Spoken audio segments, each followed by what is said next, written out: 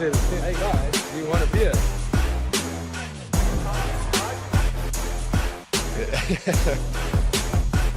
Just a little motorbike, a little house. And then with like Barney on the bus. That's why there's a world champion and fuck hell.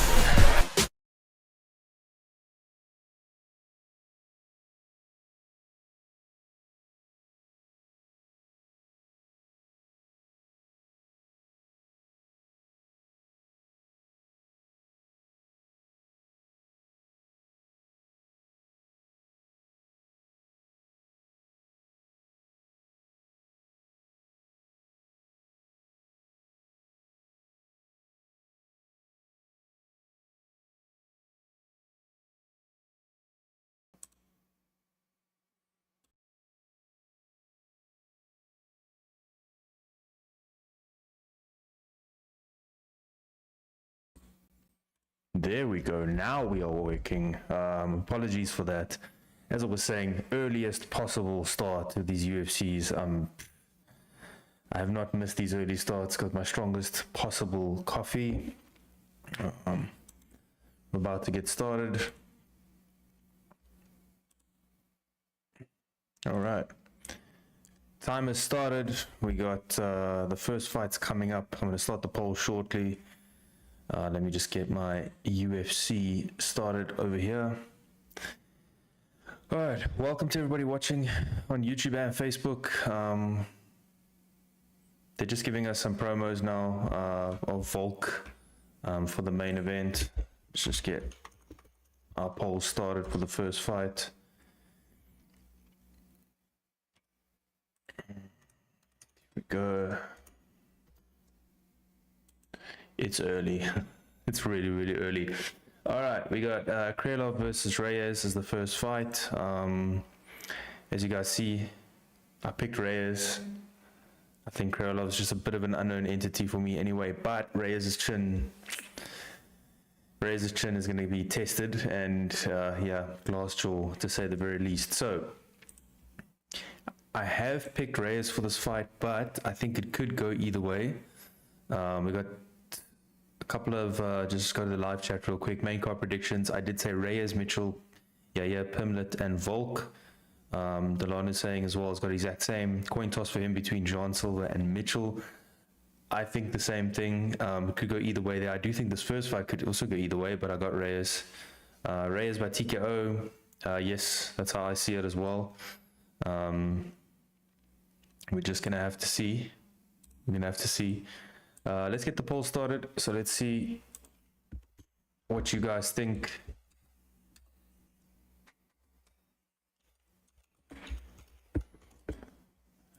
I really think I should go back to having my producer do all of this stuff, so I can just focus on chatting. I don't know. What do you guys think?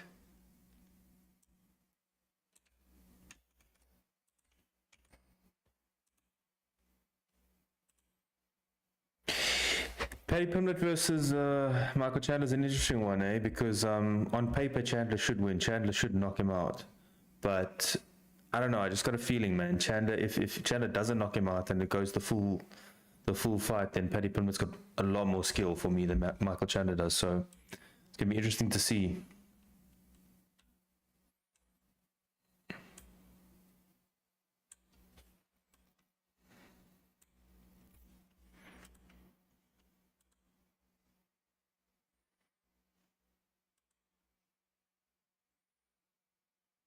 It's gonna be a banger either way, though.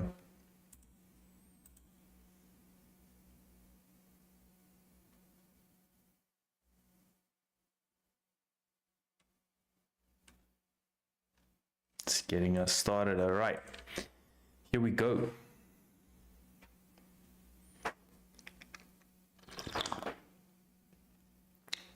Nothing like some good strong coffee in the morning, huh? Miami, man. My friend lives in Miami, but I take it the tickets are so expensive here for this fight. Funny story, actually. I was gonna go visit this friend in Miami before I started a new venture in engineering and total waste management. But I was gonna go and visit him. My birthday was on the 23rd of March. I was gonna go visit him soon, and it would have taken a while to get visas sorted and all that kind of stuff. I could have actually been here, probably not watched the fight because, like I said, the tickets are stupid expensive. By the way, there's old Craig Jones in the background. If you guys ever watched CGI, the first one, it was really entertaining. And Craig Jones is going to take on Gable Stevenson. The next one, Jiu-Jitsu versus wrestling. I want to see, in Craig Jones's words, which one is more gay.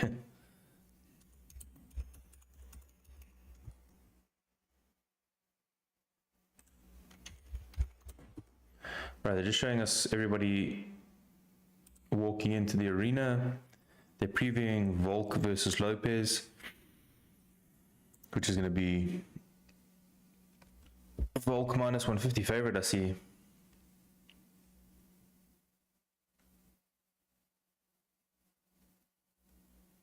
John Anik talking with his head, bro.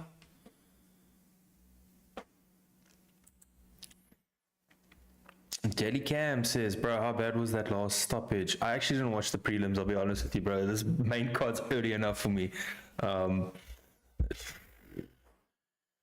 See, if the prelims start at 2, let's actually go have a look. Let me go have a look how bad. I haven't seen it. I'm glad for Ige. I like Ige. But let's have a look.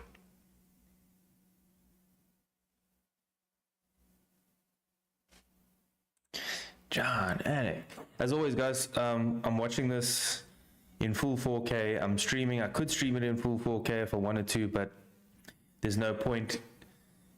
There we go. Over there. That's why IT Guru Solutions, if you guys are in Namibia and you want the fastest internet around, IT Guru Solutions. If you guys want to bet on the fights, link is in the description. Let's go have a look at the stoppage, man.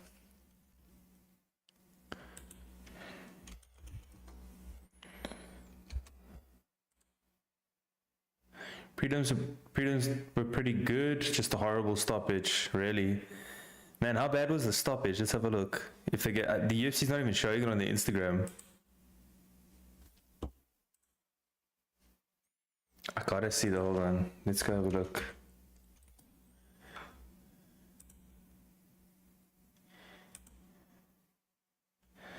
Daily Cam says I usually catch the tail end of the prelims. Yeah, so do I, but yeah, like I say, these early morning starts, dude. Let's go have a look.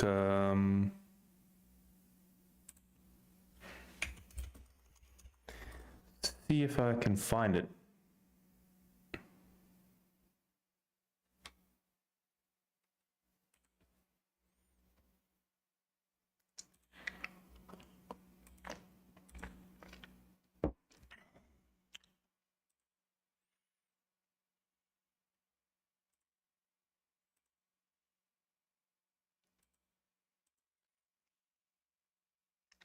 All right, let's have a look at the stoppage.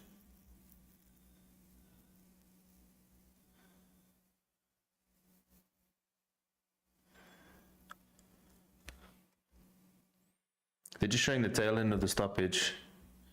Reading the comments, the ref had that, oh shit, Dana's gonna be waiting for me backstage look on his face. Interesting stoppage. Finish on my story. Let's go look at it.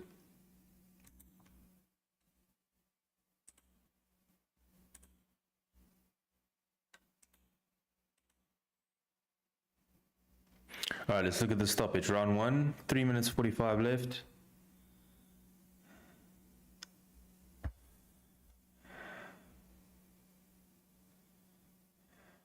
Okay, shout outs to Rizla MMA. Okay, Ige pushing forward.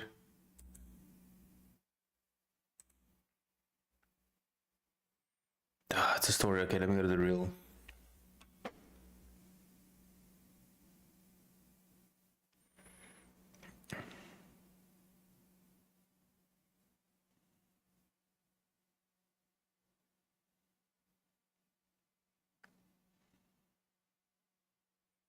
Okay, so they're saying round 3 actually, okay. They're showing the entire setup. The ref was already trying to come in close when he was just hitting with a couple of shots. Let's have a look, unanswered shots. Nah, man, come on, that was just ridiculous. Yeah, okay, that was a shit stoppage, man.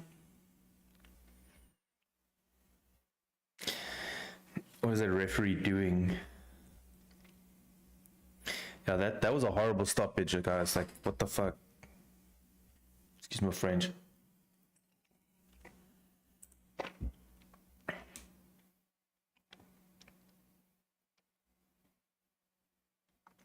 I love how Michael Chandler talks like he's not like 4-2 in the UFC. What is he, 5-2 now?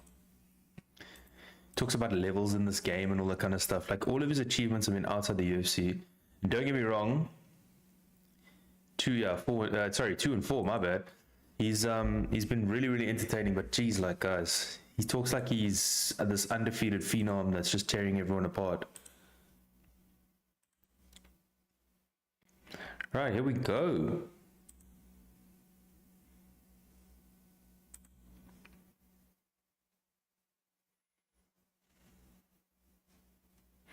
Switch up the screens.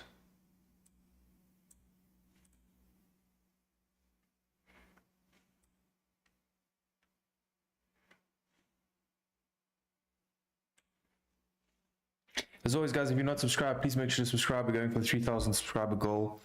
29 away. So let's see if we can get it done in the stream.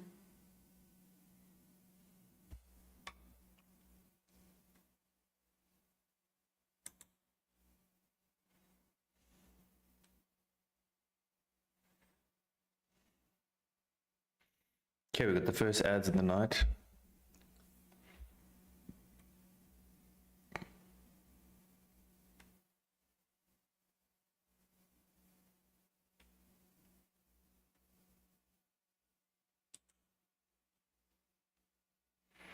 Chandler definitely has Dana White privilege, 100%, man. How this guy keeps getting these kinds of fights, I don't know. That's obviously it. But look, to say the guy is entertaining though, like if his fights are short or not, but he loses twice as many fights as he wins. So I don't know, maybe he's due a win. That's the thing. Like he could win this fight. And I think he's due a win, but man, Pimblett's just so much more skillful than him. All right, we have gotten through our 15 minutes of adverts. I think it's time for the first fight. Here we go. Amanda Nunes looks like she's going to fight in the men's division soon. Oh, Marty Usman. Adesanya. Hey, they got President Trump there. Everybody cheering for Trump.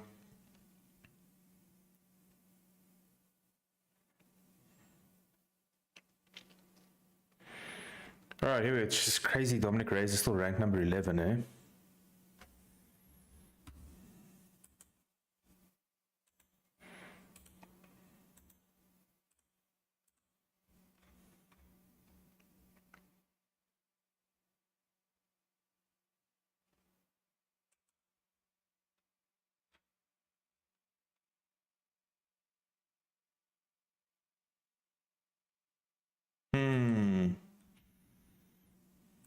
Reyes doesn't seem confident in these pre-fight interviews. Krylov heeft very stereotypical.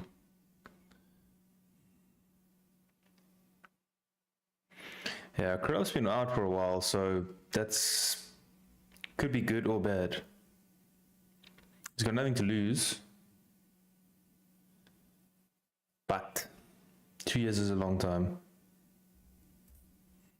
And feel very cold, sound and look stone cold.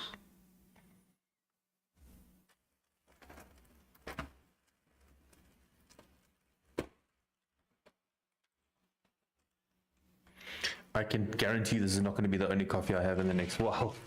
But as always, fat and wet is the best with the biltong.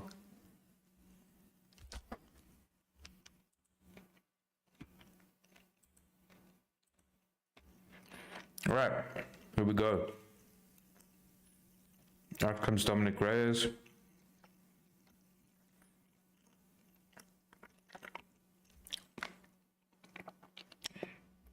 Trying to get a cheap pop coming out to some real Miami-like music.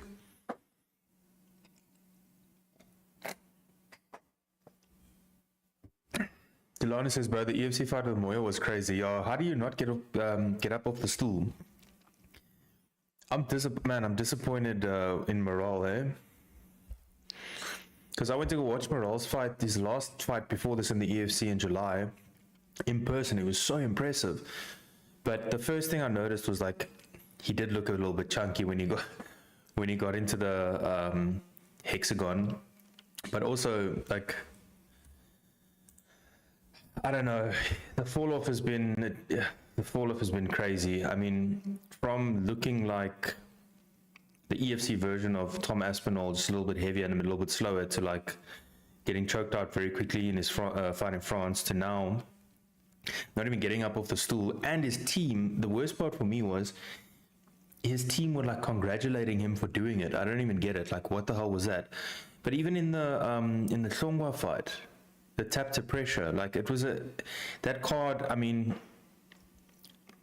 I don't know, that card. It was top to bottom. I had some issues with that card, man. There was Nox Hydrate, Ignite adverts every 2 seconds. Like, if you had to play a drinking game, even if you had to take sips of 2% alcohol, you would be smashed out of your mind if you made that a drinking game. The first fight was a little bit underwhelming. The second fight was good. The third fight took about 30 minutes before they actually put the fight out.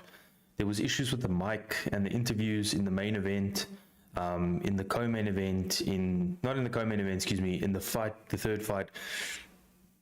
Faye Jacobs was impressive as always, and in the main event, the former champion, or the champion at the time, doesn't get up off the stool. So I don't know. On paper, it was supposed to be a decent card, but there was just so many glitches and just so many moments that made it fall flat. Unfortunately, just out of the promotion's control. Besides the mics issue and the 75,000 adverts we had to see, but the ending of that card was crazy. I do agree, man. How do you not get up off the stool? Like, I understand it's good for you, like it's better for your health not to maybe get knocked out or whatever it is, but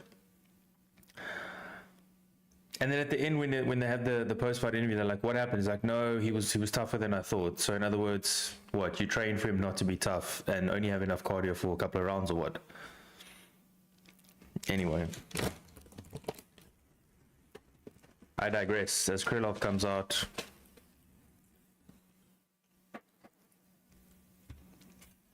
I'm confused.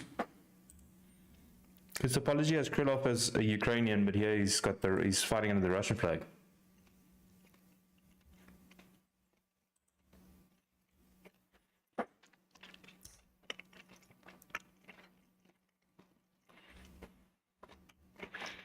One thing I will say, I don't think this fight's going the distance. Either way.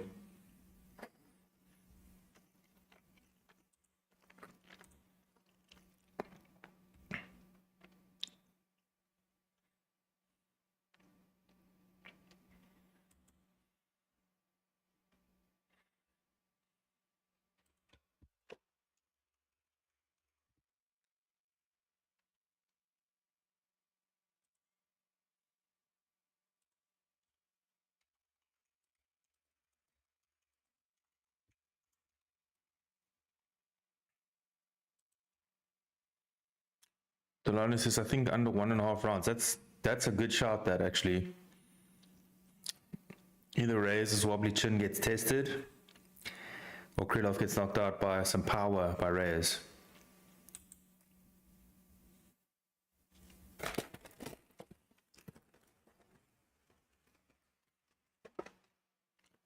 Krylov is the favorite though, so if you're betting and Reyes wins,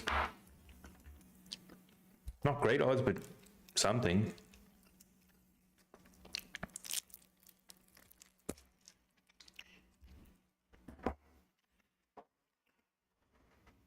Predicted to be a slugfest if someone gets dropped.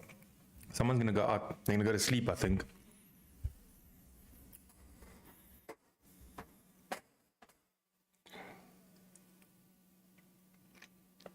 Oh, my coffee's almost done.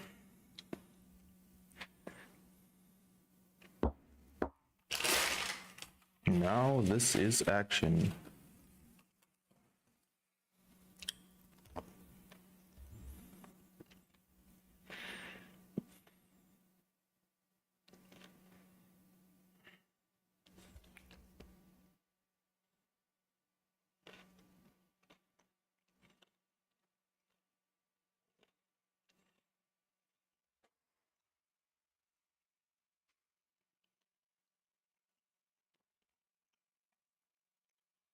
What happened to Dominic Reyes' hairline?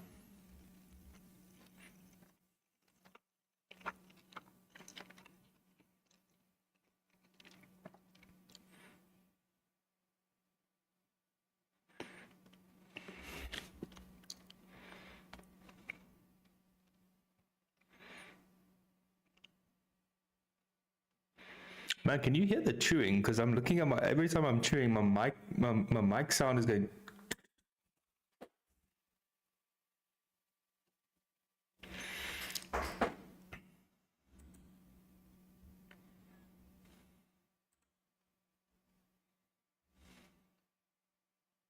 All right, Nikita Krylov has been announced. Mark Goddard.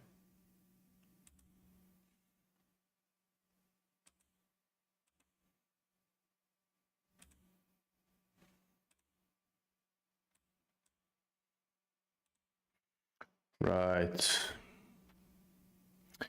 He moved to Russia. Here we go. All right.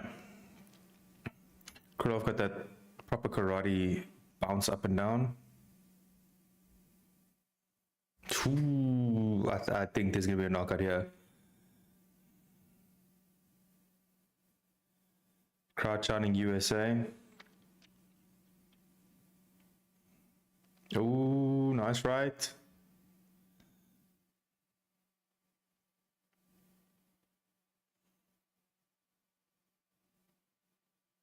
Ooh, off a jab, bro.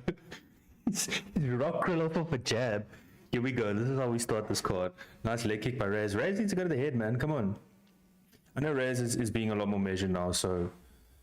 Ooh, what a good way to start this fight. I think I'm a little bit behind, man.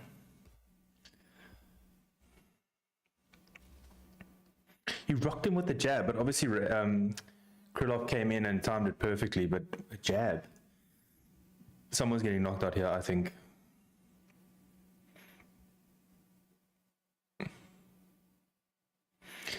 Reyes doing a lot of inside leg kicks.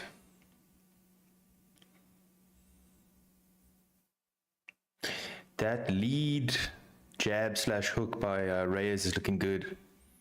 Delana says Reyes looking sharp. Yes, super sharp. Ooh. As we say that, Krylov just misses with a head kick. Reyes looking good. He just does tend to fade though as the fight goes along, so I'm hoping he can keep it sharp. I mean, if Reyes can find the form that he had going towards the title shot against John Jones, the fight with Jones aside, like, he's going to be a problem in the light heavyweight division, even at 35. Slick head movement too. Yeah, he's looking good. Oof, almost gets that head kick. He's looking good with the with the more measured approach. I think he realized like he can't just go in there super wild because he's gonna get knocked out. All right, so Reyes pushing for. Ooh, out cold. You called it, bro. Man, he timed that perfectly. How she's looking sharp, eh? Perfect timing, Reyes. 3 in a row. Thank you, President Trump, saying I want to meet you. Your favorite, your fighter's favorite president, man. That was slick. Man, he's looking really good. Really, really good. Dominic Reyes is, yeah, he's back. Elon Musk, awkward as hell as always. Man, that was perfect timing. But that being said, man, Krylov's chin, I don't know if yeah. He does overextend himself and, okay, yeah, it wasn't really a jab, it was a hook. On the money. But still, man, you shouldn't, okay, I'm not going to say you shouldn't get put up by that. I'll probably get put up by that. Had 5 USD on a KO, nice. Payout is 23, nice. Did you parlay it with it being under 1.5?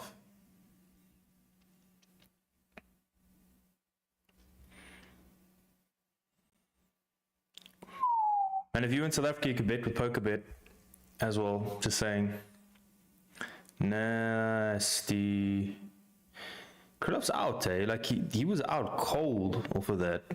And then Reyes had the follow-up shots. Man, what a nice KO by Reyes. Good start to the card. I agree with Joe Rogan there. That was very Conor McGregor, Jose Aldo-esque, except Jose Aldo was out even worse than this.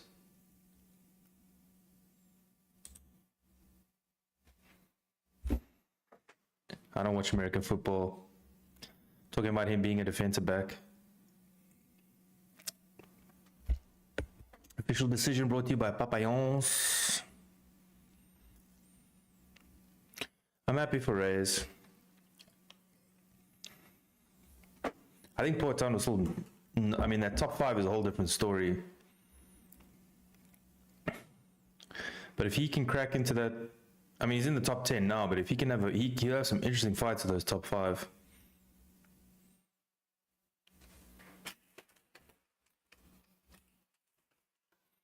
Straight bet, have a parlay with Yaya, Paddy, and Alex. How much you put on there? Listen, the payout should be pretty good because those fights are either way. It's so crazy that Krylov's never been knocked out in the light heavyweight division with a chin like that. Maybe it's a little. Joe Rogan's got no filter. He's like, oh yeah, this is such an emotional loss for you, emotional win for you. You had so many losses in a row before this. Like, dude, don't mind the guy.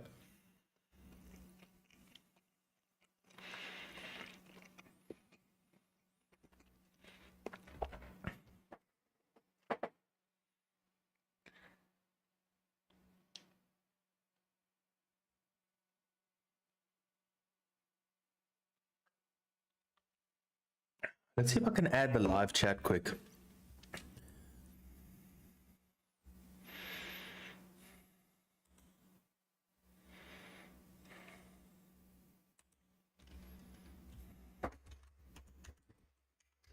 Boom.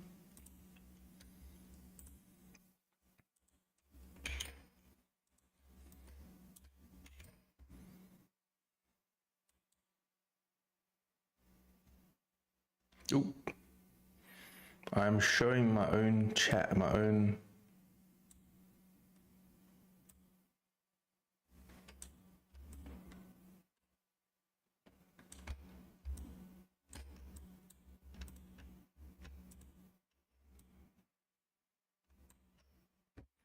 Nah, it doesn't work. I'll try it for the next stream, try to get the live chat up on screen, maybe over here. 15 USD on it, and the payout is 105. That's not bad.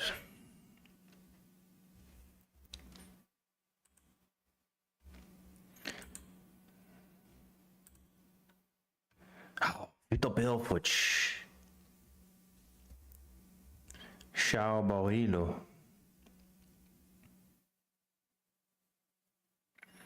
The King of Cringe, Henry Cejudo.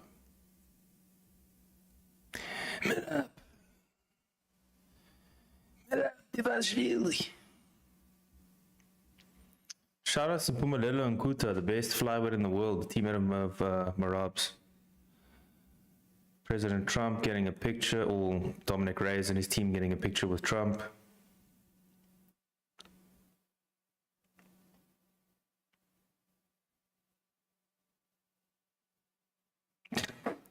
Photo credit UFC President Dana White. UFC Azerbaijan, man. If there was ever a sign that UFC is not coming to Africa, this is your sign. They're going to Azerbaijan again.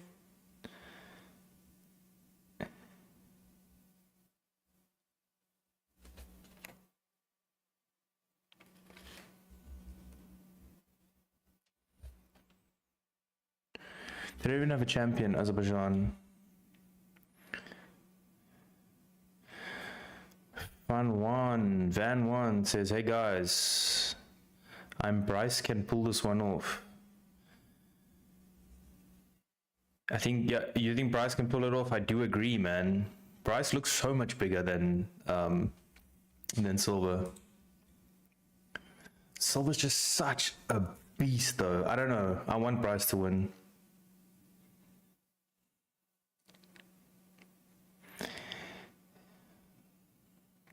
I hope Bryce stops the hype train. I do as well. Silva's doing a good job of getting people to hate him, which is good, you know. People must either love you or hate you as long as they do something, like they have a reaction.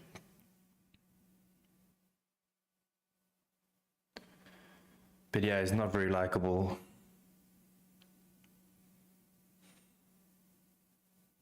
That Fighting Nerds team though, man, I don't know.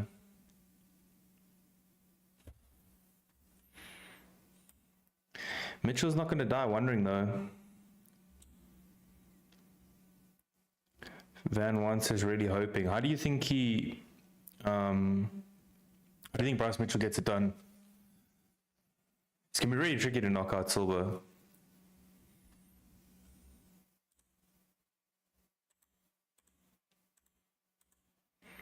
Delani says, I was a fan from the Dober fight, but really became unlikable. Yeah, I mean... Listen, you either go babyface, you stay babyface, or you turn heel. But again, you need heroes and villains, I guess, if you want to take wrestling terminology. But I don't know, man. If it's not you, like if it's you, like if that's how you really are, and you are actually such a unlikable prick, go for it. Be that. But I don't know, man. It's just so stupid. It's just such a stupid, it's cheap heat. You know what I mean? Yeah, 4-0 in the UFC. I mean, if he wins this fight, if he listen, as unlikable as he is, if he goes through Bryce Mitchell, as I said, Delani says, makes sense though, sells fights too, exactly. The thing is, if he goes through Mitchell, in similar fashion to his other fights, like it's undeniable. You can hate him all you want. I'm talking about myself now, but his ground game has to come into play here. Yep. Because Mitchell's chin is not bad, but he can get knocked out. If Silva finds that chin, he could knock him out for sure.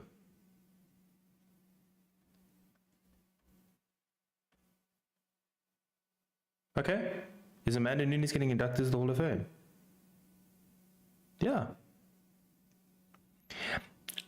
I know she beat Chris Cyborg, but I still think Chris Cyborg is the greatest female mixed martial artist of all time. I think Chris Cyborg came sort of to the tail end of her career while Amanda Nunes was going up. And I think if they fought in their primes, I think Cyborg would destroy her, my opinion. Chris Cyborg is also proven in all MMA organizations, Grand Slam champion. Shame, man, Nunes is crying. They're talking about her coming back, eh?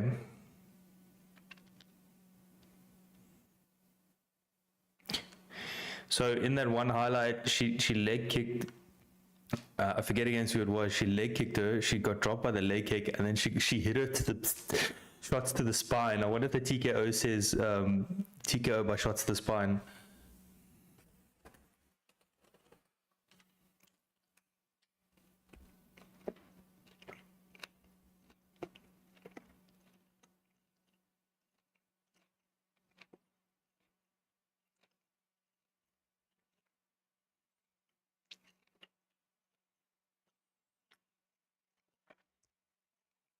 Yeah, Ronda Rousey's into her career was not good. I don't know what she was expecting with the coach. All he would say is head movement, no, no.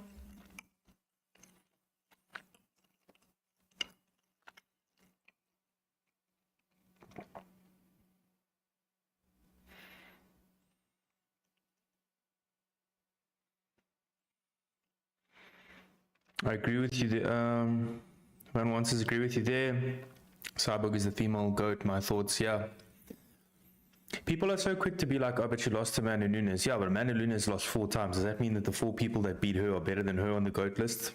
No. Cyborg's done it in MMA. She's doing it right now in boxing. I stand corrected, but I'm pretty sure she did it in jiu-jitsu, pure jiu-jitsu before that.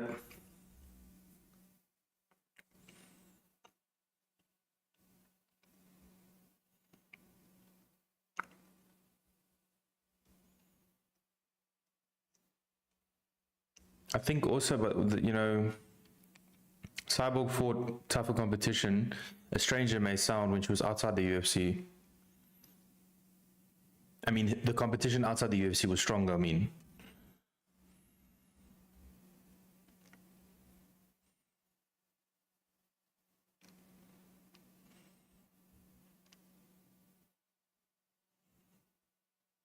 Plus also, she lost 4 times, Amanda Nunes. It wasn't 5.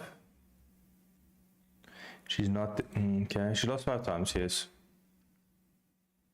If you use the argument that she beat Chris Cyborg, so Chris Cyborg can't be the GOAT, then that means that Juliana Pena is higher on the GOAT list than both of them because she beat Amanda Nunes. Kat Zingano, and a couple of others that I have no idea who they are. Anna Maria is then greater than her on the GOAT list because she beat her in her first fight.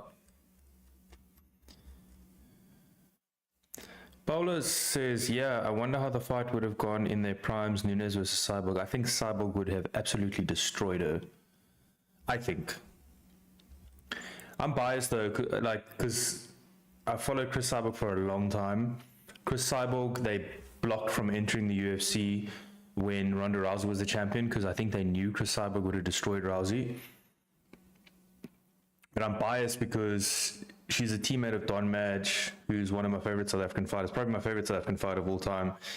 And she's done a lot for South African fighters. Don Madge and BK, she's like vouched for them and put her neck on the line for them.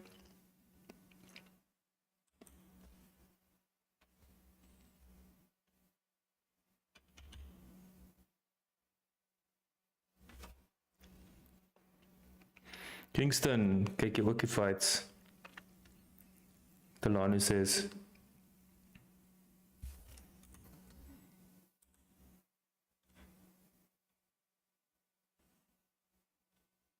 They reckon she's coming back, eh? So if she loses, is she still the GOAT? That's my question.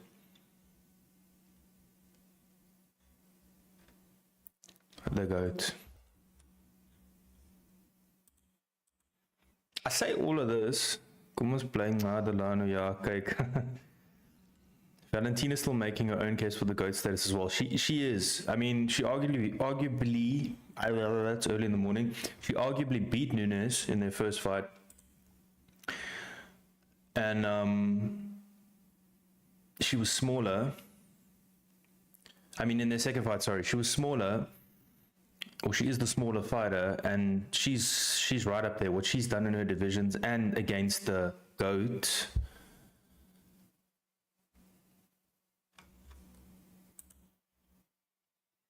Okay, so the fighting nerds, so annoying, but they're good. I think there's a lot of hype trains are going to end there. I mean, if Chao Barello does end up fighting someone up in the top of the middleweight division, I think he's going to get his hype train derailed.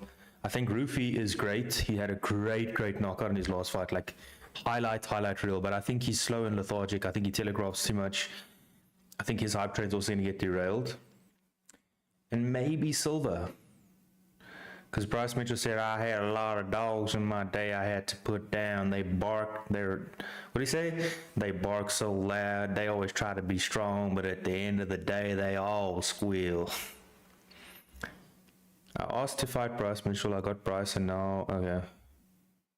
Be careful what you wish for. Twisted submission. I think Mitchell has to take it to ground. Van Wan said that earlier, and yeah, it's gonna definitely come into play. Bryce is also much taller, and he should be able to keep him at distance, but Bryce has a tendency to want to just have a brawl. Good old slobber knocker.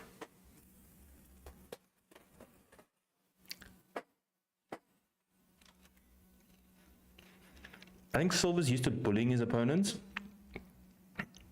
I don't know if he's gonna be able to bully or Bryce here.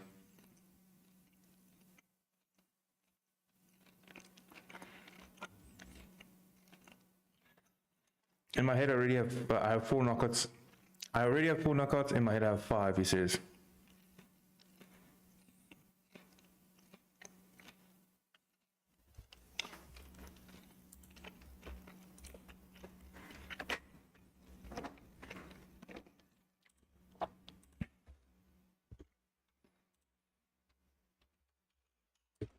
Crowd's barking. Delana says, I want to put something in this fight, but it's too risky. It depends what the odds are.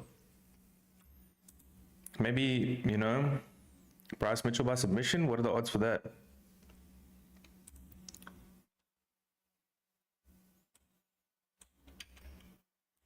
Listen, I know he's unlikable, but Sean Silva's doing everything right. Like, he's getting people talking about him, and he's backing it up.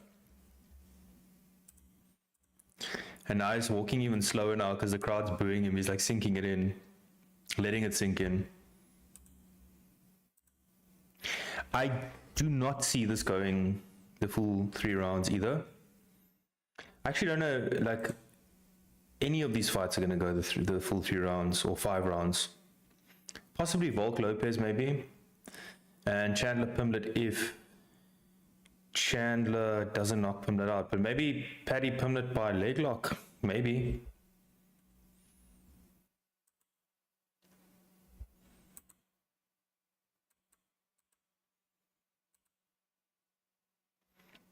All right, polls up. What are we saying for this one? So far, we got 100% for Bryce Mitchell to win.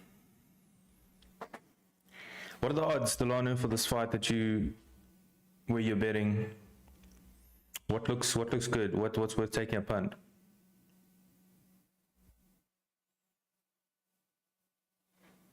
$7x for a sub. Could be worth it. I mean, what's minimum bet? $5. I mean, you've got winnings on your previous bet, so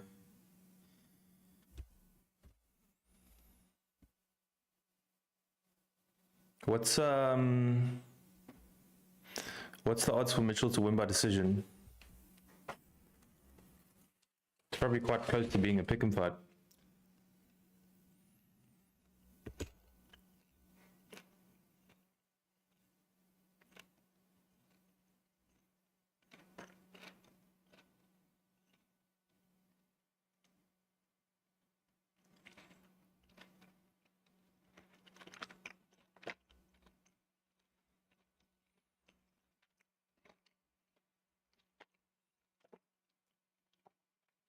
I think there is a big push behind Silva though too, because he came from Dana White's Contender Series. Always a big push if you come from there.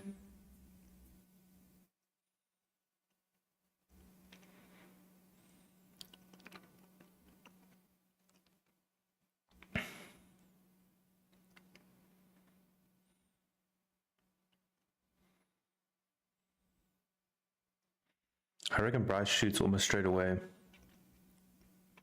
So he's already trying to piss the crowd off by taking as long as possible. Look at that. Ah, this guy's a troll, man. Very smart, very smart. He knows exactly what he's doing. I like it.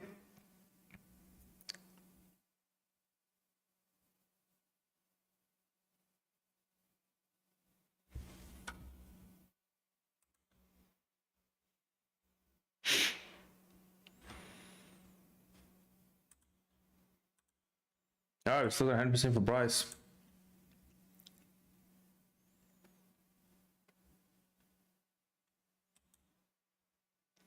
Man, if Bryce Mitchell wins, y'all gotta expect he's also gonna go to President Trump. He's probably gonna go to President Trump ahead of time.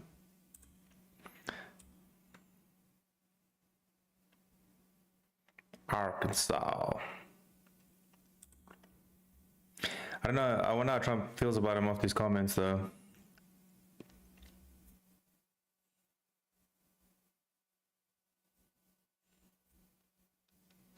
Nesmer up in the background, shouting something.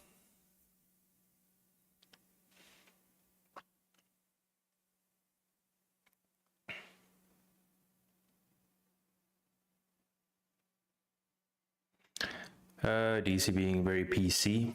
They should call him PC. His new nickname is PC, not DC.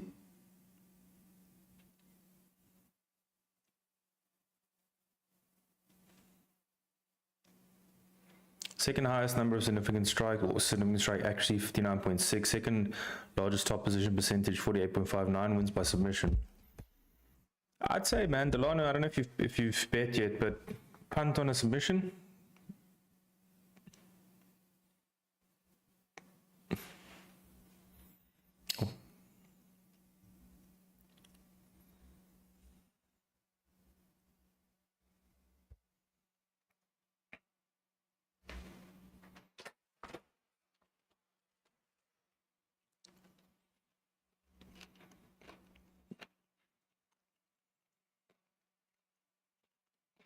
Silver trying to do everything he can to get booed as much as possible.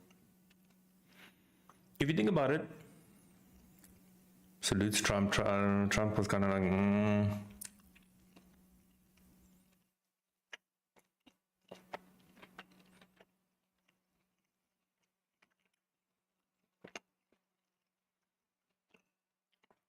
So crazy how they consider Jean Silver to be this young upstart, Bryce Mitchell to be this like older veteran, but there's only 2 years difference between the two.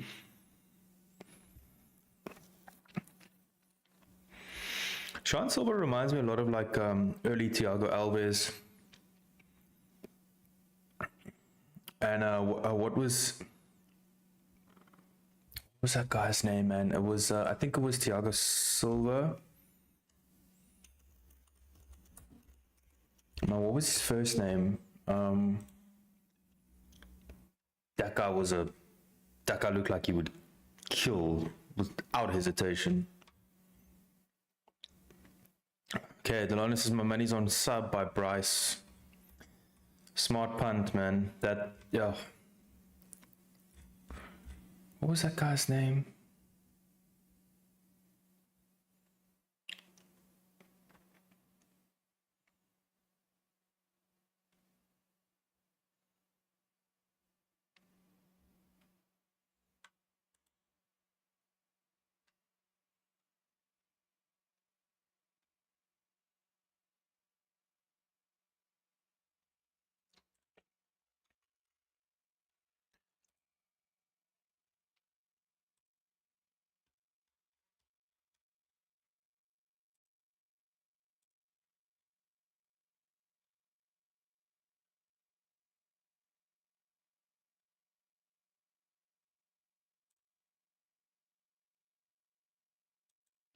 John Silver wants to offer him the glove touch. Come on, guy. John Silver looking to load up on that left. You can see Bryce looks like he wants to shoot. Check. Silver's inviting him to shoot. I don't know, man. I'm becoming a fan of Silver in this, just in this little bit. Such a troll. Silva's big muscularly, but he's not big reach-wise and height-wise.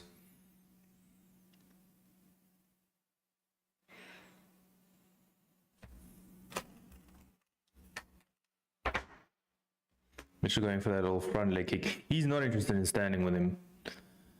It's a means to an end to try to get the takedown for sure. Spinning wheel kick.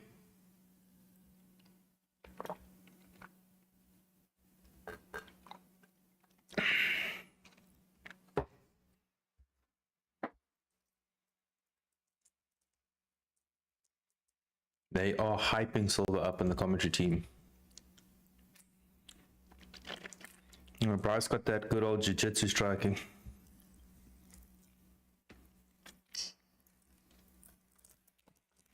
Silva throwing a lot of good feints, getting some good reads on Bryce, who obviously has his signature camo shorts.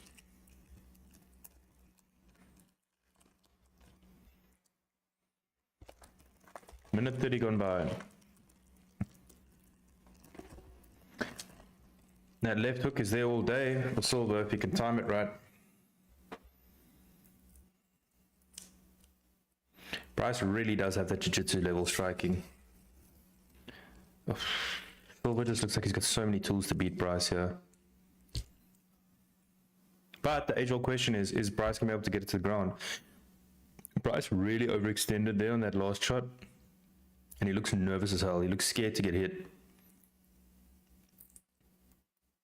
But if Silva keeps showboating like this and doesn't have urgency, come back to bite him in the ass. Silva's looking scary. He is, and Bryce looks scared as hell as well. So I think Bryce is not worrying about what he's doing. Bryce is worrying about what Silva's doing. So Bryce can't get his game plan off. Silva's looking super fast. I don't know.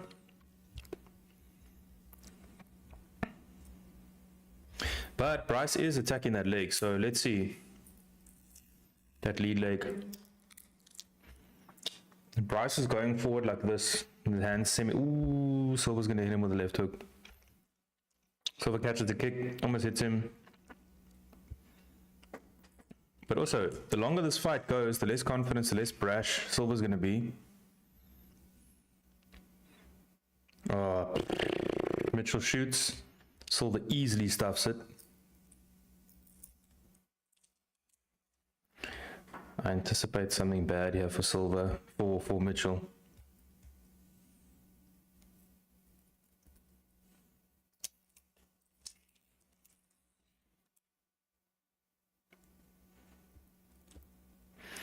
Kick down the middle there, but ooh, Silva's got that left. I'm telling you.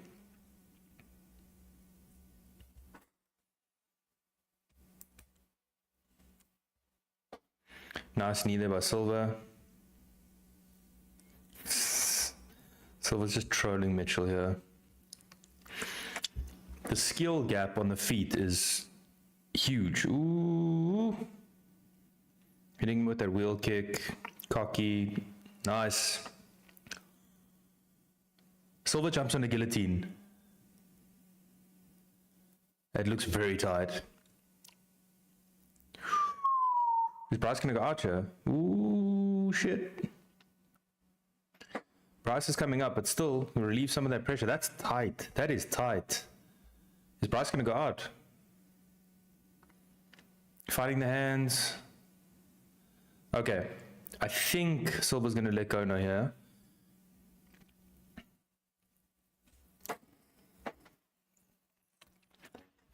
Can you imagine Silva? Imagine Silva taps and Silva gets up. Ninja choke.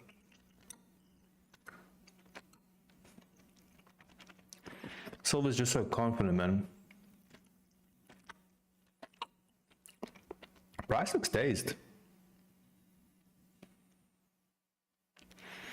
Bryce had a nice counter left there.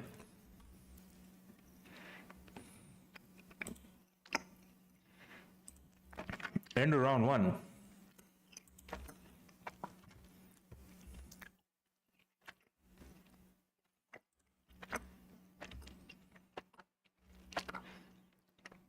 Duran says, bro, stream is 1 minute delayed. Are you watching on Dakota or are you watching on stream? Because it's refreshed. I refreshed it. It's on the exact same spot. So I think it's because I'm streaming DSTV. The stream is always behind the actual what's on TV.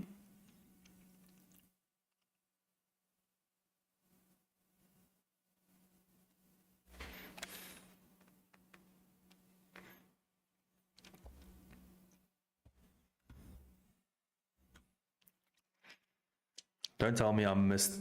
Like, don't tell me the fight's over.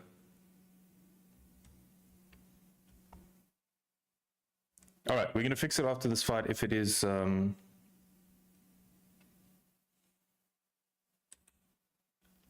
keeps trying to get Mitchell to touch hands. Man, don't tell me this fight's over already and I missed it. Now Silva's talking to him, talking shit. All right, we're gonna try to fix it in the. We can try to fix it between fights. Yeah. Ooh. Silva invites him to get back up. Yeah. See, your Dakota's always ahead of the stream. I'm watching on stream. Bryce has to shoot here.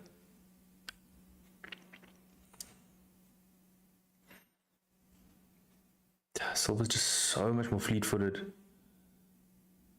Delonis is Bryce getting cooked. Don't give it away.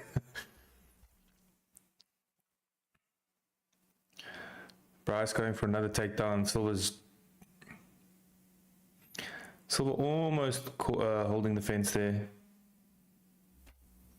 Nah, Silva's skill level is apparent.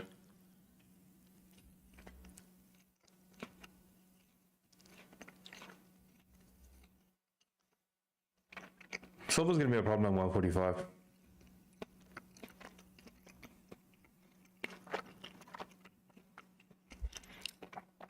Bryce pulls mount. Pulling mount is a term that they got for Drickus against Brunson. Nah.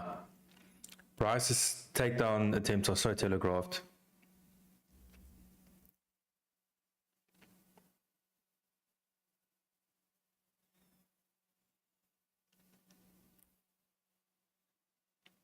It would just be so satisfying with all the showboating if Silva does get knocked out or get finished here.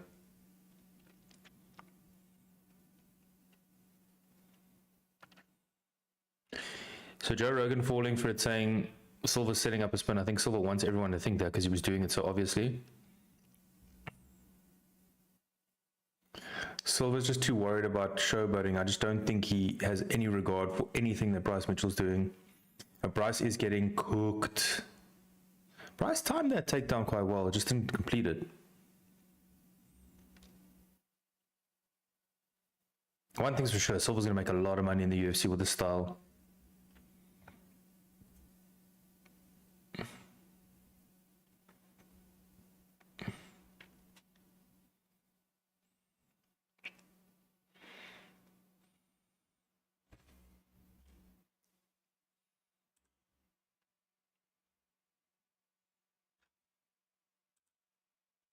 Mitchell just cannot complete these takedowns.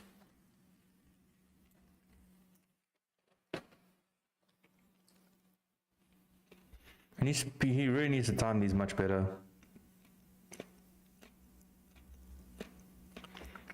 Mitchell's tired as hell as well. And Silva looks fresh. Silva did switch stances though, so I think it did, the damage to the leg did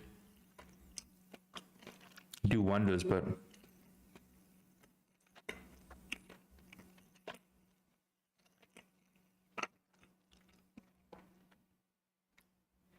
ooh, Bryce is getting cooked.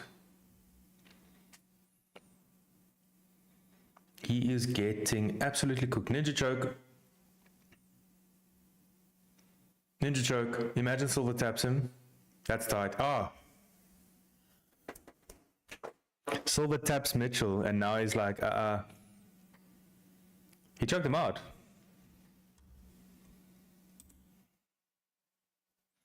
It's about as dominant a victory as you can get. Silver goes to Trump, say thank you. Secretly, I think Trump's happy because of Bryce's comments, honestly, because, you know,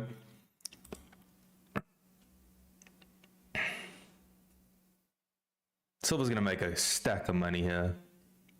What were the odds for Silver to win by submission?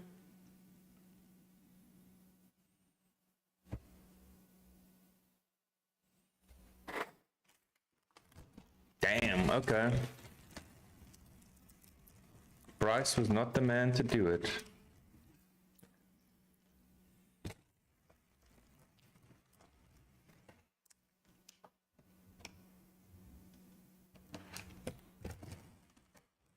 If, listen,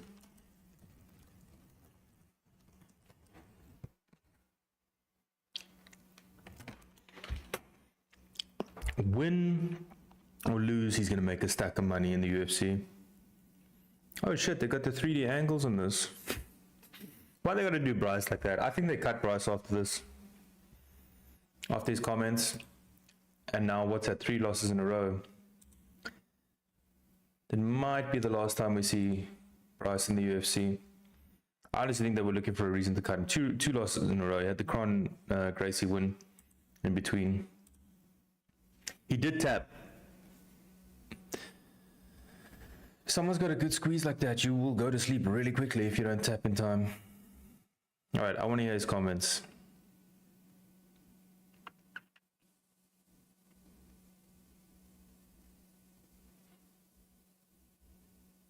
He's translating to Trump.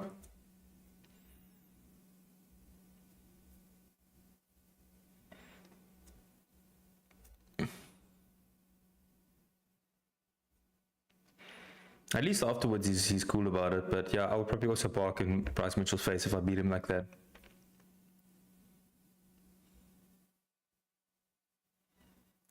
Official decision delivered by Papayons.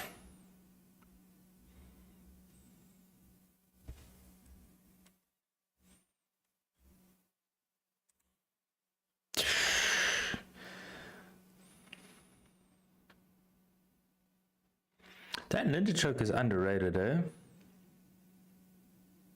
Joe Hogs. This translator is the goat of translators, by the way.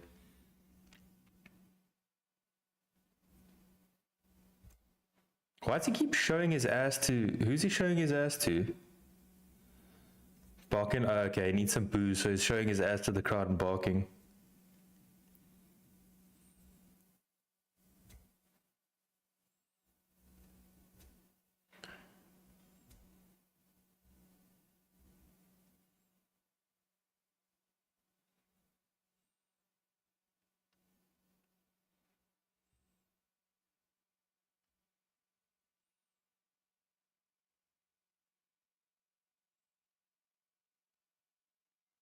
The way they translate the Brazilian Portuguese is so crazy.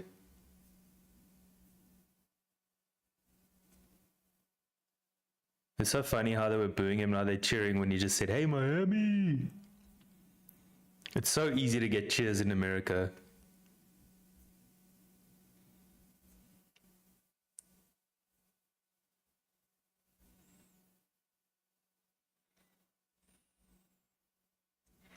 Oh, the UFC Fighting Nerds classes. I wonder how much of that money they give to them.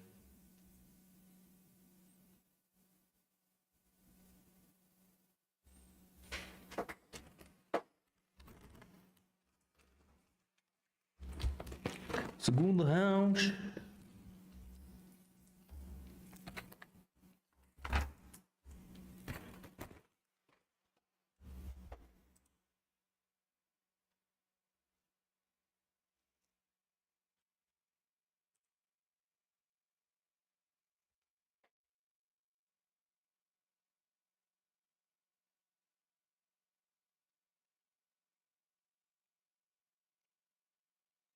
Topuria and Silvio would be a crazy fight. Yeah, but I think Topuria is just it's a whole other level, eh? Tell me, man, on the decoder, is it also like glitching out a little bit?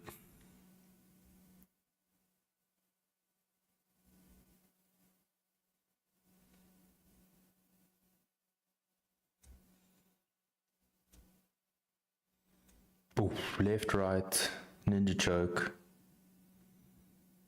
Ah, see there, he closes it with his head.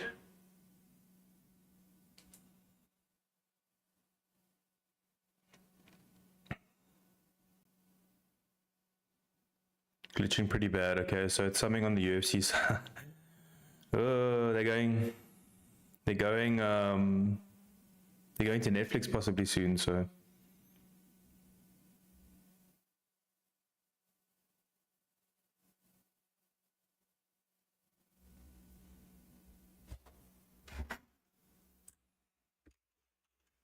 All right, let's see if I can get the stream.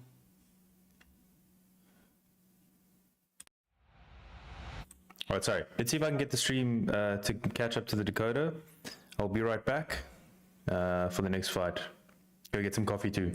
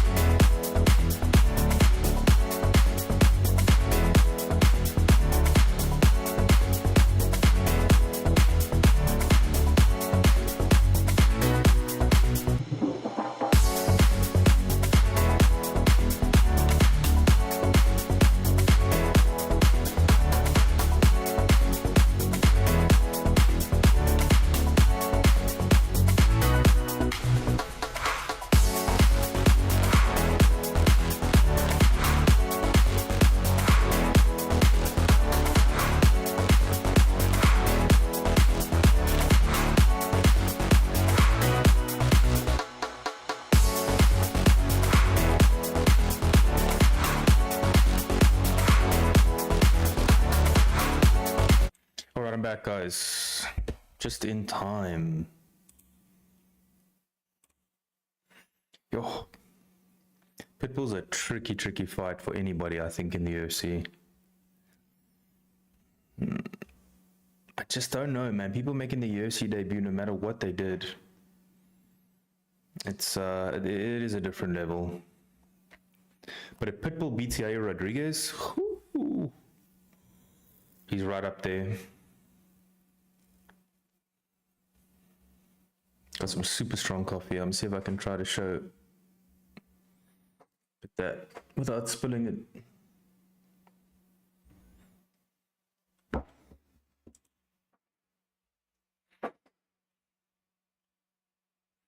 Alright guys, who you got? Let me know. I got yeah.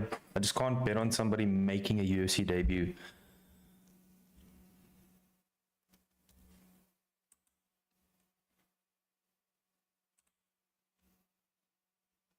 Everybody's saying yeah.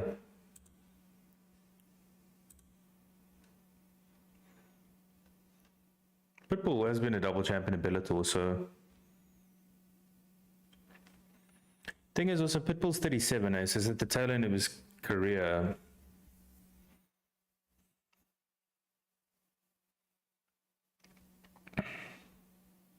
Yeah, Pitbull obviously said yes now because Bellator closed, so. He's got the king of cringe, Henry Cejudo's former manager, right behind him.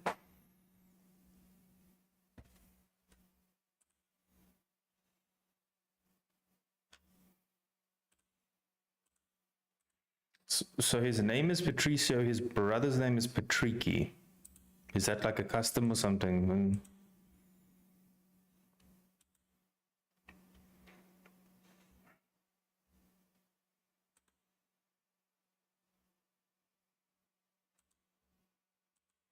Yeah, he knocked out Michael Chandler, but years ago, years and years ago.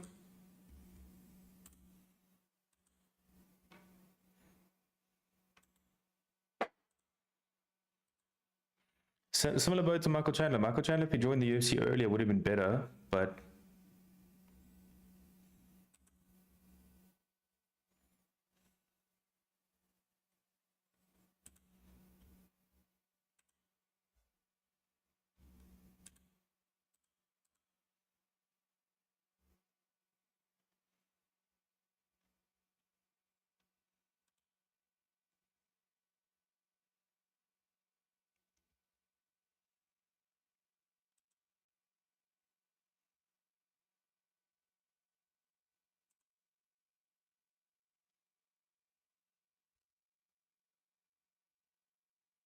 all right.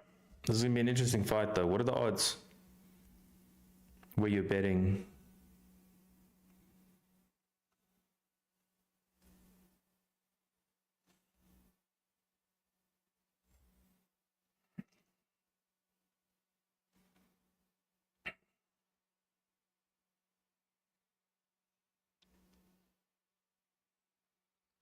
Pitbull finally in the UFC cage is Beautiful thing to see, but Yair is no joke. This could be a finish too, eh?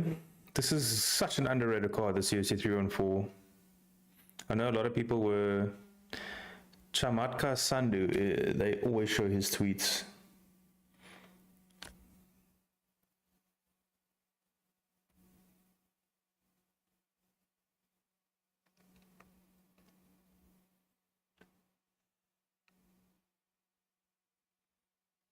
Comes here, Rodriguez.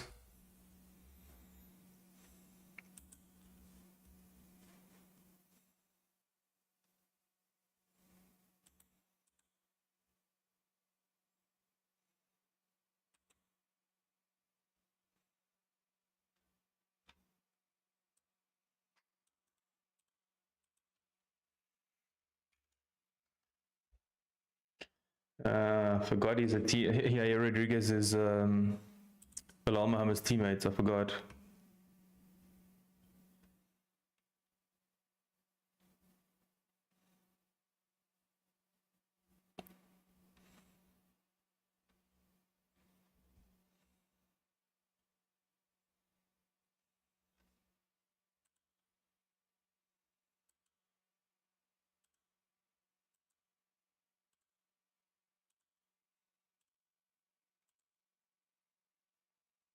Man, the Pitbull wins here against number 5 ranked.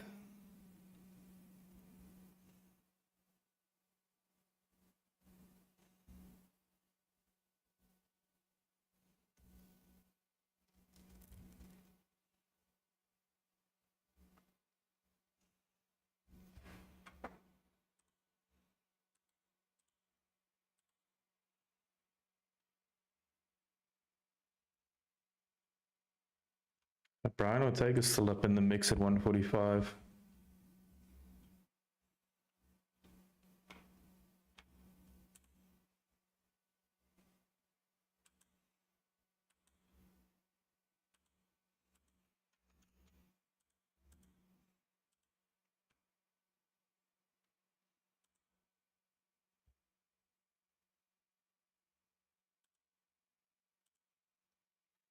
.32, 37, 5'11 for Rodriguez, 5'6 for Pitbull, 146, 145, 71 inch for Rodriguez, 67 for Pitbull. Let's see the level of Pitbull in the UFC.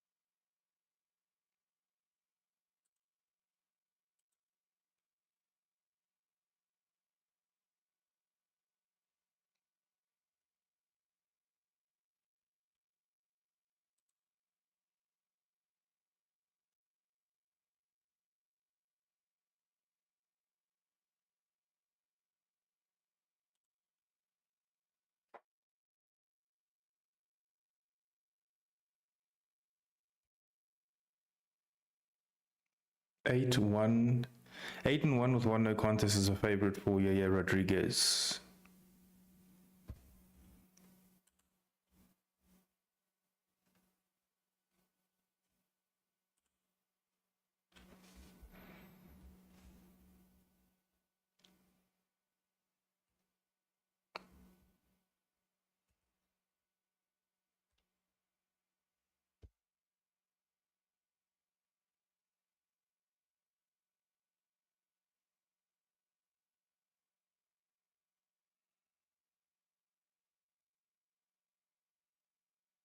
Here we go.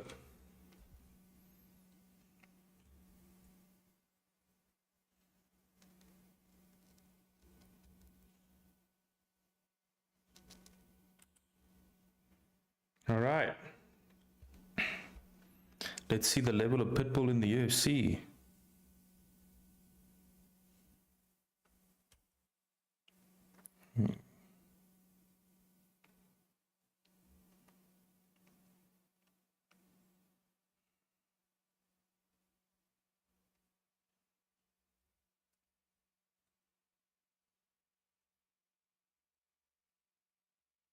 Both starting super slow. Flat-footed. Yeah, Rodriguez looking much bigger in terms of frame, but again, Pitbull looking more muscularly bigger. I can smell a 29, 28 for Rodriguez. That's scarily accurate. I can as well, especially in the first round. Maybe, ooh, there they engaged. Nice leg kick. One thing in that initial exchange I do see is Rodriguez looks like he's much quicker. Pitbull looks like he's going to be a lot slower and try to go for that real one-punch finish.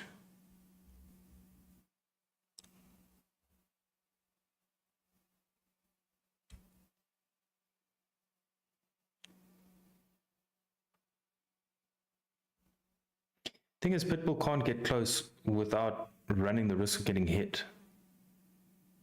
Nice inside leg kick there. That one hurt by Pitbull. So crazy, his surname is Pitbull.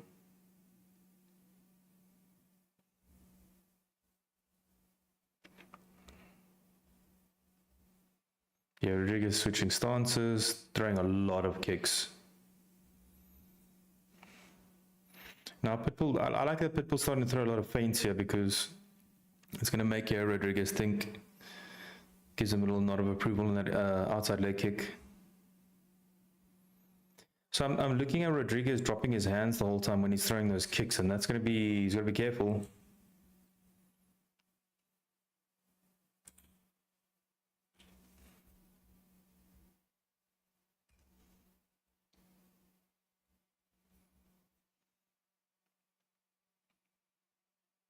Dean Thomas adding zero value with that statement.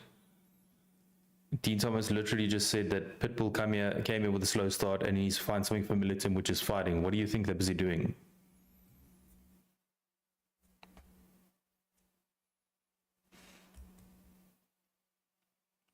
Oh.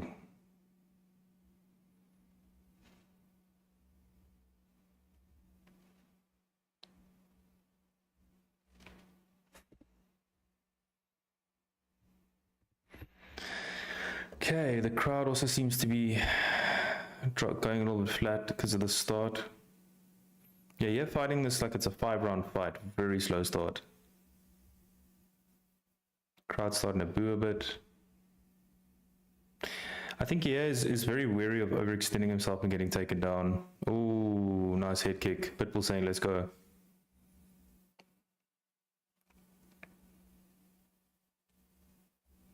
It's crazy that Pitbull was a lightweight champion in Bellator because he looks tiny compared to Yair Rodriguez. Tiny. Ooh, Pitbull engages. Over, under. Yair Rodriguez doing a good job of pummeling. That was a bit of a low shot. Pitbull looked for a takedown. Didn't get it right. Well, foot sweep. Nice. There, Pitbull's starting to go forward. I think that clinch woke him up a little bit.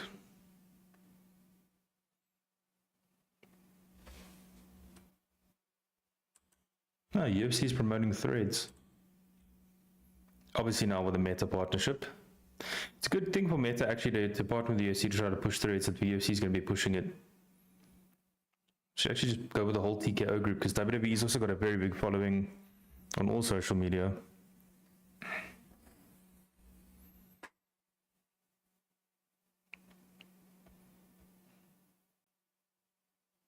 Nice trip there by Pitbull. A bit of a trip kick. He's on top now. He's only got 30 seconds to work though. Yeah, Rodriguez needs to watch out there because he's trying to go for shots instead of just trying to cement his position first.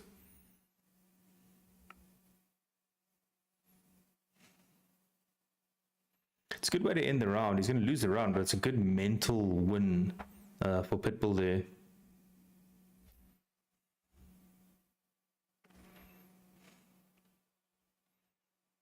End of the first round. Good finish for Pitbull there. They're busy arguing about whether the shots at the back of the head.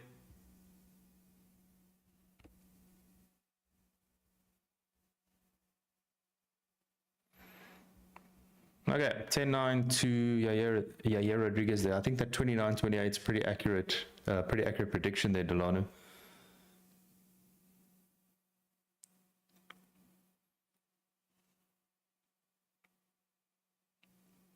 1-0 for Yaya, yes. Could go either way, yeah. I think if Pitbull can get him down, Yaya Rodriguez is not getting up. I mean, there was zero chance of him getting up there. He wasn't even trying to get up. Man, this minute between rounds flies by.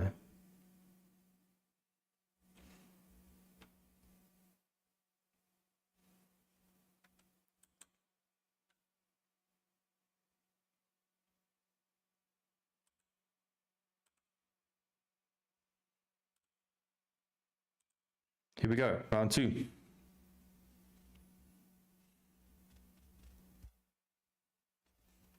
I think Pitbull's trying to get a point taken away. Says a lot about his mindset.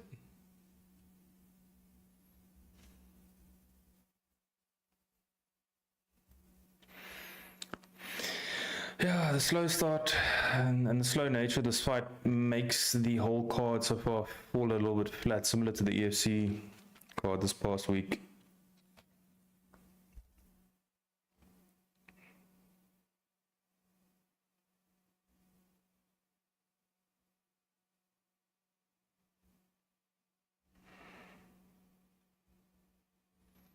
Yeah, you're working that lead leg big time.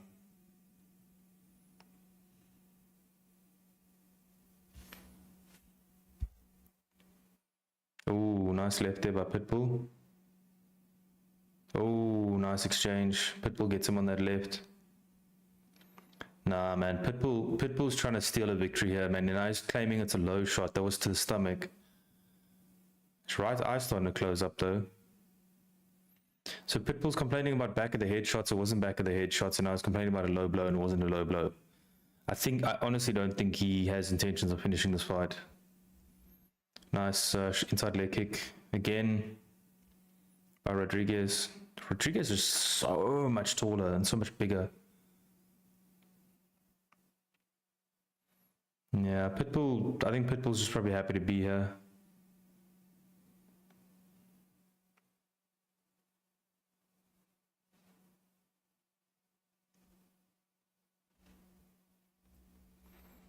I don't think Pitbull gets a title shot if he wins this, because you still have Brian Ortega waiting in the wings. But who knows? Maybe they push him to the moon. Nice, right there by Rodriguez. Yeah, could just stay at distance and pick him apart. And as I say that, he engages and he gets taken down. Now he's got 2 minutes and 39 seconds to work in this round. Yeah, really needs to work on getting up. He gets up, nice. Disengage, nice. Okay, so Rodriguez disengages. Pitbull isn't champ material. I do agree with you there. On initial, look, on seeing him initially, if you want to make a statement, like, you lose nothing if you lose this fight. Like, I know there's possibly a title shot on the line, but you lose more fighting this way, where you're just so conservative and you just don't go for it.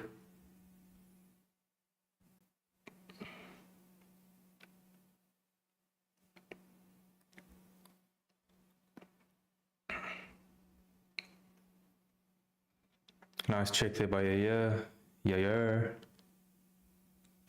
Rodriguez. This fight's gonna make me go to sleep, man.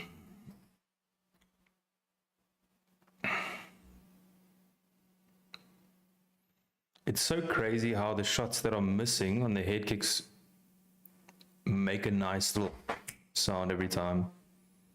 I think those mics are sensitive to that sound, because it didn't look that bad.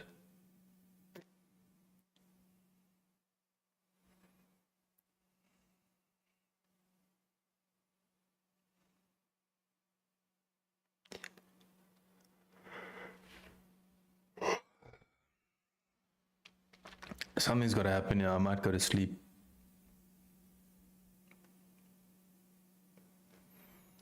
Nah, Pitbull's way too flat-footed. The problem is now he's got to chase and he's just going to get tagged from all over the place. Nice body shot there by Yaya Rodriguez. Pitbull is pushing forward, but he's doing nothing. Just plodding forward with nothing. Shoots from way too far out. Rodriguez looking to trip him. Okay, now Pitbull's got a better hold of him. Double unders. Rodriguez stuffing the takedown well.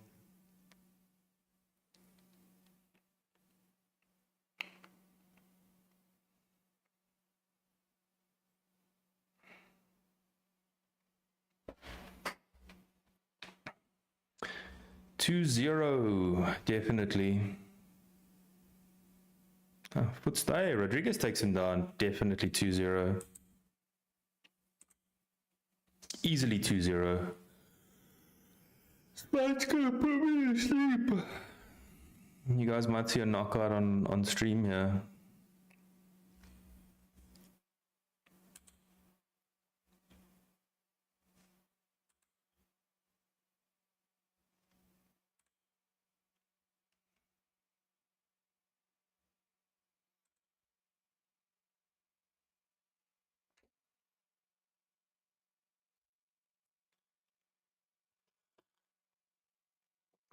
Do you think Topuria beats Islam if they fight?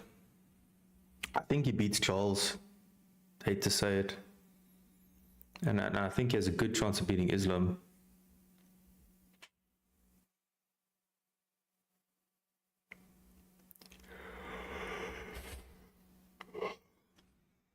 It's too early in the morning for a fight like this.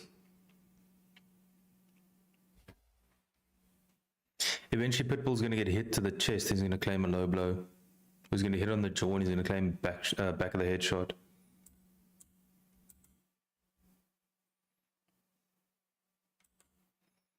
Okay, round 3. 2-0 so far to Yair Rodriguez.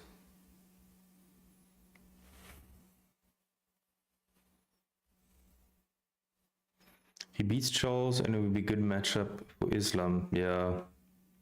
I honestly think pound for pound, Islam, Ilia Topuria is the best fighter in the UFC, pound for pound, skill-wise and everything. But until you beat Islam, you can't officially be. But Topuria is, for me, the best fighter in the UFC.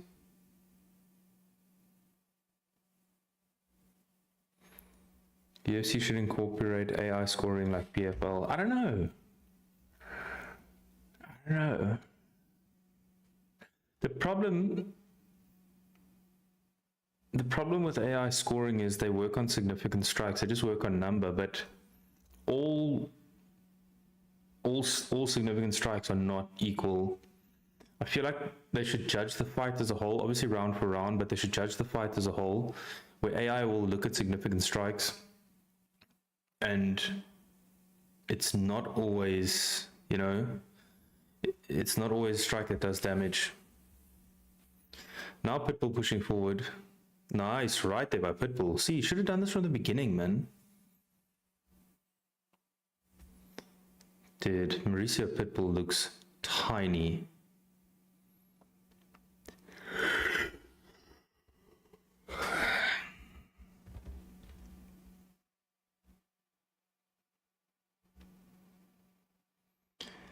I mean, say what you will about Pitbull, but Rodriguez wasn't really pushing the action much. It's too damn early in the morning. Oh, come on, man, Pitbull. That was not a nut shot.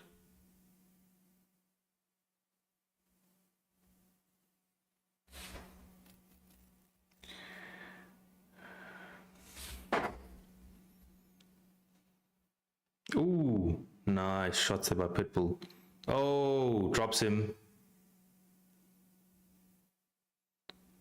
Nice shots there by Rodriguez. Woke me up a little bit there. Could he finish it? I don't know. Just got to keep punching him in the face. Nice elbows to the ribs. Can you imagine Yair Rodriguez finishes him on the ground? Ooh, he's got to be careful though, because Pitbull's great with submissions. If he overextends himself, he could get triangled, but I think Pitbull's hurt.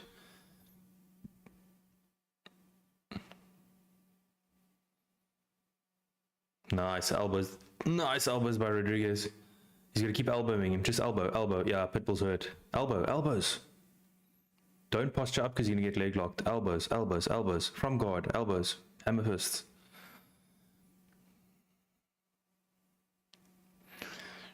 Rodriguez needs to be careful though. That triangle is always there when he overextends. I said it before, but I'm going to say it again.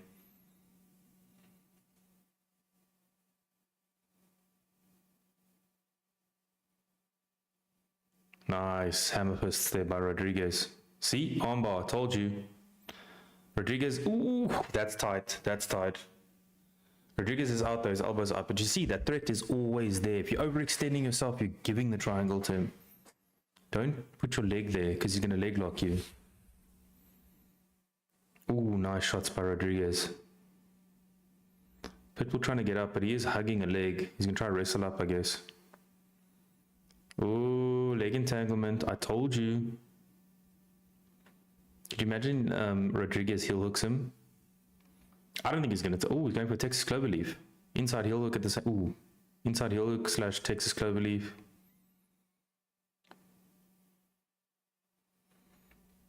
Rodriguez is going for a Texas Cloverleaf. Yeah, he's not going to tap to that. It does look tight though. Rodriguez on a leg. Imagine he taps. I don't think Pitbull will tap. Brazilians don't tap to leg locks often. Okay, now they get up. 23 seconds left. Rodriguez showed some good ground game there. All right. Barring a spectacular knockout in the last 15 seconds, we are going to see Yair Rodriguez 30-27. Pretty close on that, Delani. You said 29-28. It's going to be 30-27. Ooh, that wheel kick just missed. All right. 3 rounds to none for Rodriguez. Great finish to the fight. Good third round. I just wish the whole fight went like that.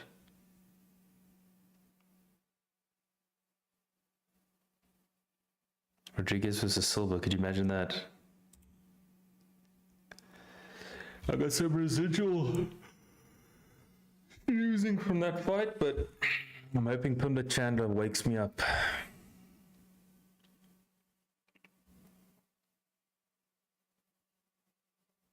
I think Sean Silva beats Rodriguez, honestly.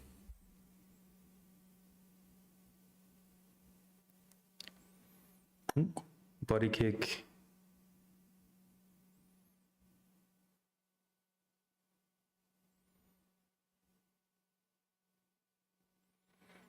And knockdown was nice. Best moment of the whole fight. Took about halfway through round 3 for it to happen, but it happened.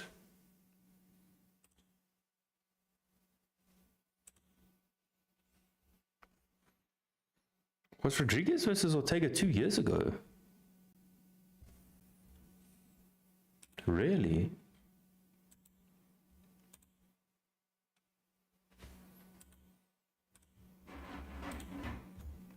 All right, let's start the next poll.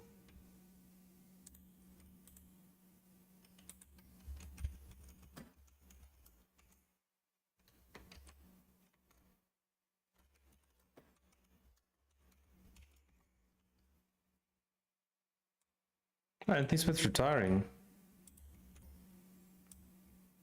Long overdue, if I must say so myself. The Papillon's decision. 30-27 should be unanimous. All 3 judges. 30-27. Rodriguez.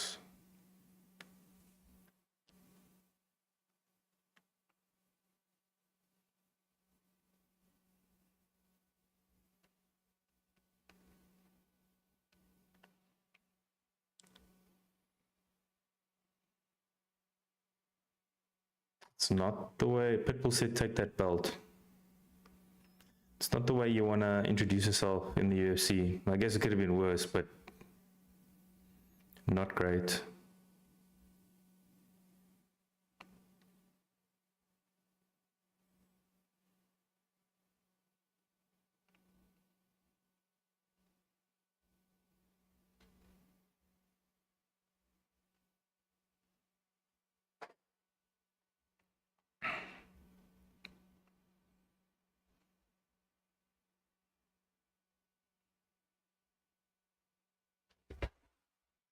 Rodriguez said he wanted to finish him in the first round. Didn't look like a buddy.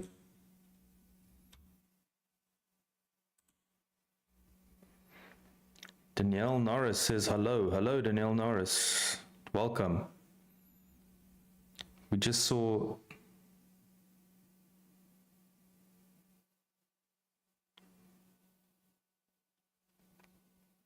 title shot next.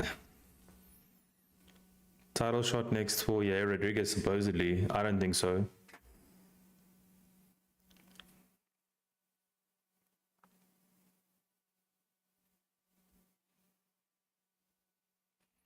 A second.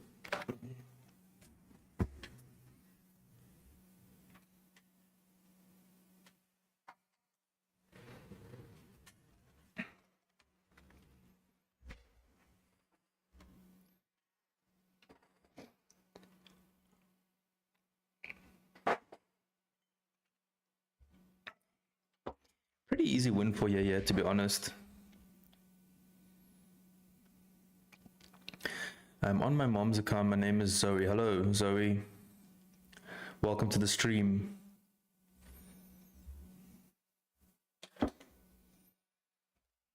We just saw Yaya Rodriguez. Pretty boring fight up until thank you for subscribing. Pretty boring fight up until the last 2 minutes, 30 seconds of the last round.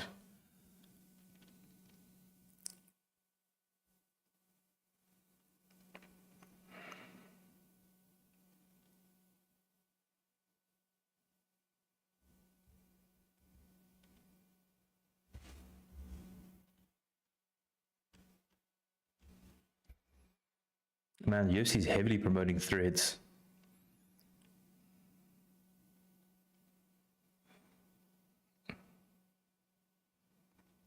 Crazy. What, the way that fight went? Man, there are all these American celebrities. I have no idea who they are. I don't watch American football. I don't watch any of that stuff. Local celebrities from Miami. Do you guys even know who those people are? I have no idea. They've got the FBI direct. They got the director of the FBI and they felt the need to show that. That's crazy. Secretary of State. UFC's gone super political now, I guess. Where are you guys watching from? Where are you watching from, Zoe?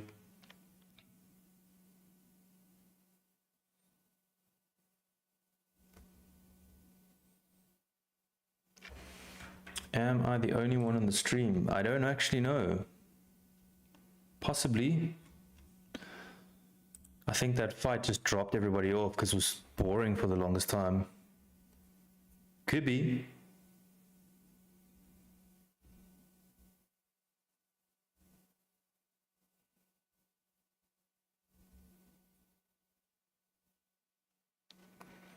But question mark, question mark. Yes, I think you might be.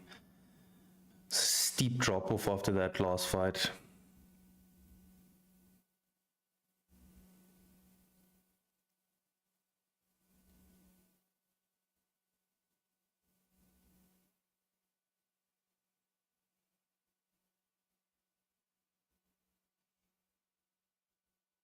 They're playing Paddy the Baddy music in the background.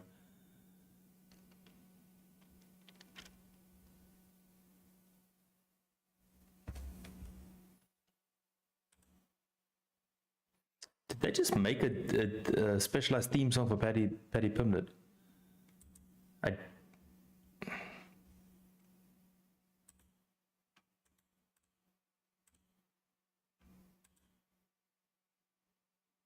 What's up, Delano? Welcome back, man.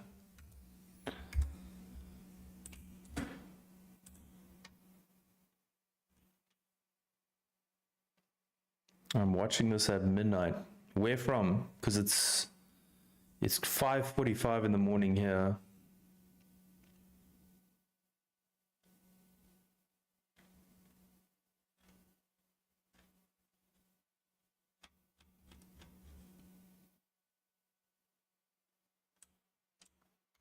About to get started on Paddy Pimblett versus Michael Chandler. That's the next fight.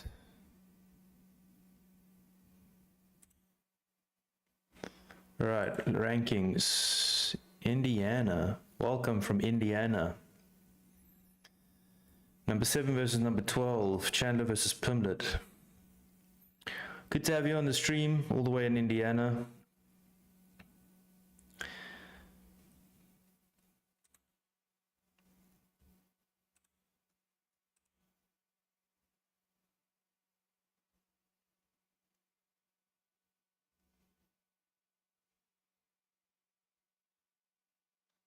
Everyone underestimates me.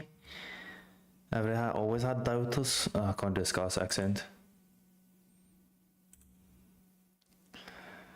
I'm hyped for this fight. Let's get those predictions in, guys. Who's winning this fight? Got 100% Pimblett in the polls.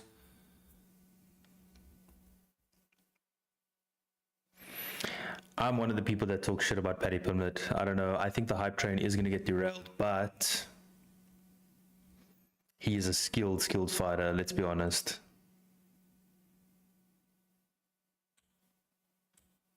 You're a hype train, Paddy.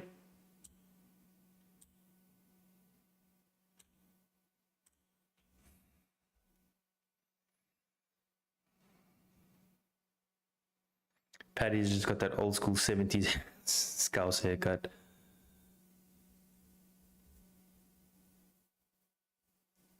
Paddy Pimblett's got some slick jiu-jitsu. Chandler better not wrestle too much with him.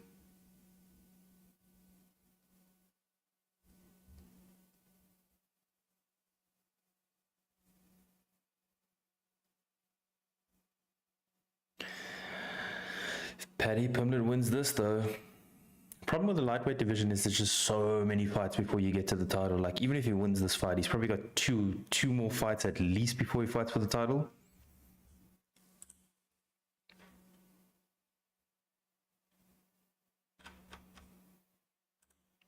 But also, if you're Michael Chandler, like, if you lose this fight, are you done? Because 2-5 in the UFC, lost his last 3.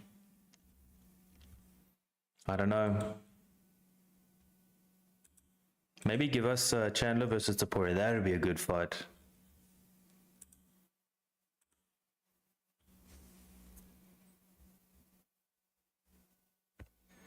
What do you think the chances are of him calling out Conor McGregor again?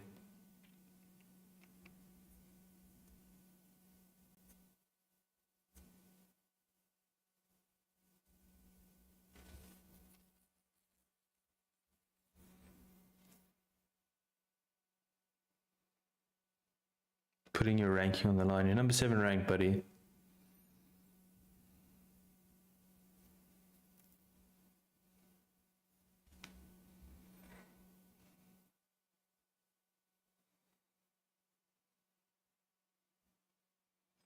Oh, they're showing that front kick on Tony Ferguson. That was hard to watch.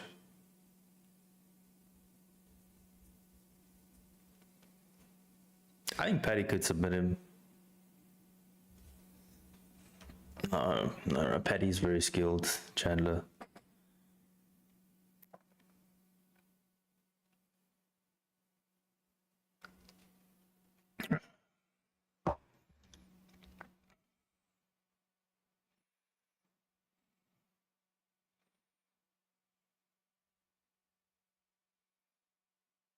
Expecting a fast start from Chandler though. But over 5 rounds, you got to favor Pimblett. All right, who wins? How do they get it done?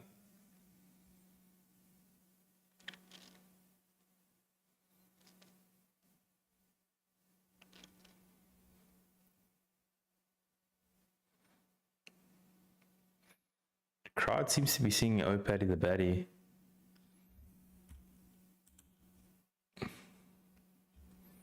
Welcome back.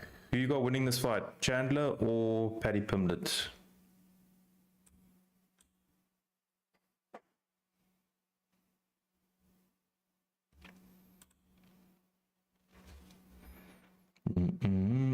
Comes out to Tiesto. Switch it up to heads, will roll.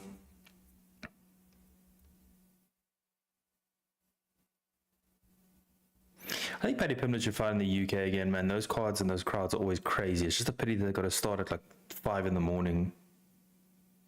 The people drinking beer so early in the morning. One thing about Paddy Pimblett, who do you think? Make a pick, Pimblett or Chandler.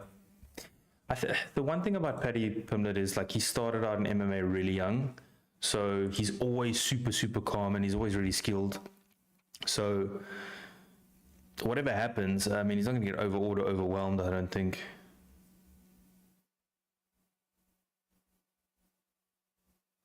Has Paddy only fought 6 times in the UFC? I don't know why it feels like it should be more.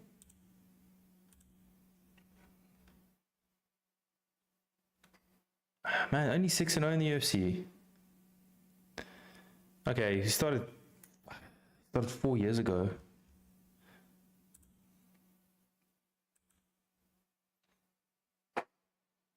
That's such a hype up song, like combination of songs that he put together.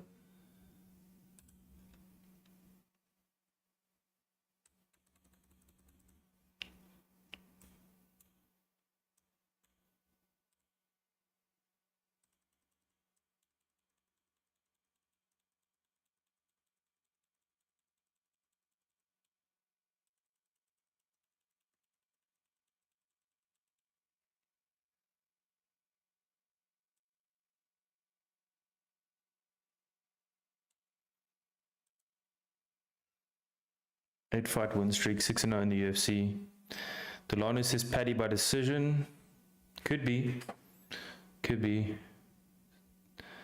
If he gets on a submission, he's probably going to finish Michael Chandler and put him to sleep because Chandler's not going to tap.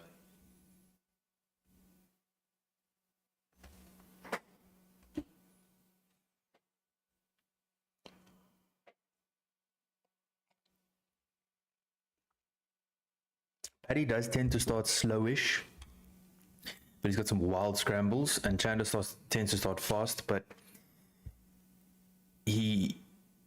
because he's also so crazy in his scramble, he's going to leave himself susceptible, even if he gets a takedown, to getting guillotined or submitted somehow. So hopefully this is going to be a crazy fight.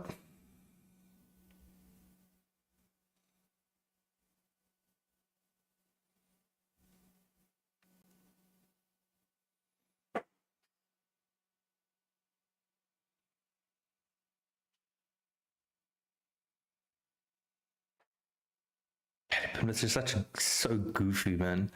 From the hairstyle to the freaking dance moves to his athleticism. He's got good athleticism, but he's such a goofball.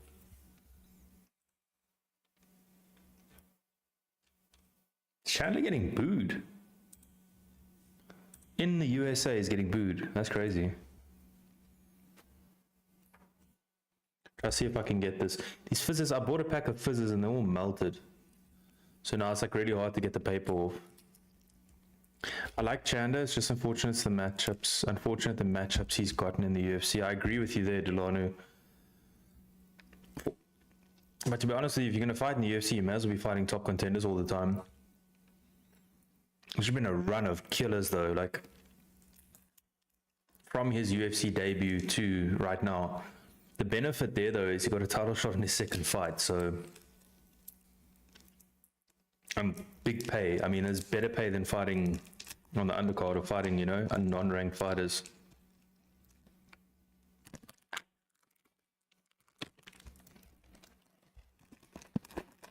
Is he doing Alex Pereira's walkout?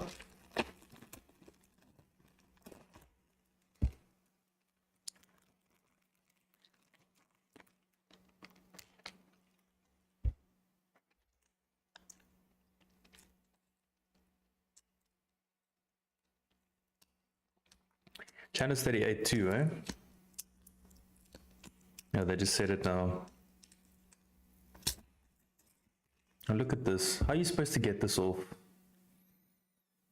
Whoever makes fizzes. Who makes fizzes? Is it Beacon? Beacon, please, man, do something about this paper.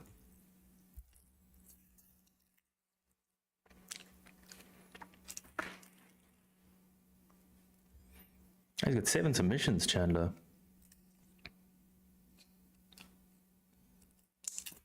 DC's keys to victory are always the worst.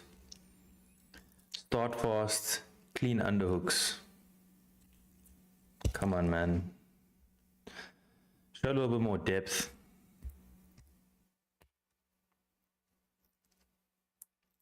Did they really just say Paddy Pimblett's going to use his size?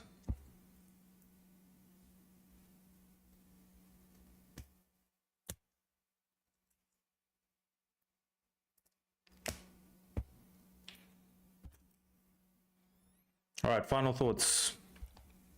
I'm going to go with Paddy the Baddy.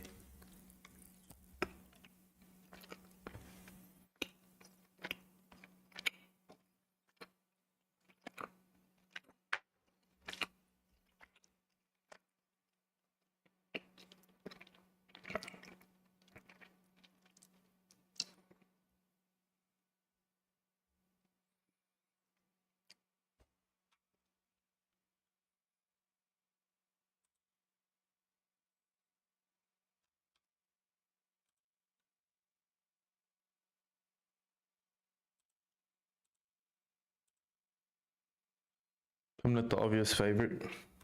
Well, not so obvious, I guess.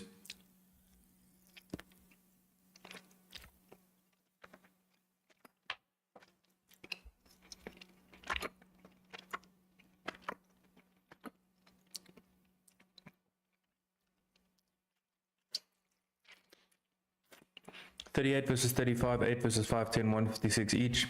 71-inch reach, 71.5-inch reach for Chandler, 73-inch reach. Paddy Pimblett as Bruce Buffer is about to get us underway. Another salute to President Trump from the fighters. Well, from Chandler anyway. See, now Paddy Pimblett's whole goofball attitude and demeanor goes. And he gets zoned in and locked in.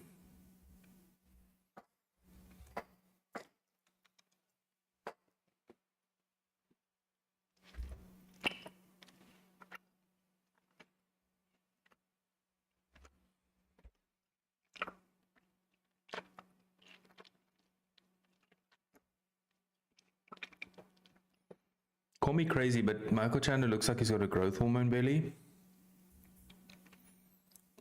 I don't know. Am I seeing things?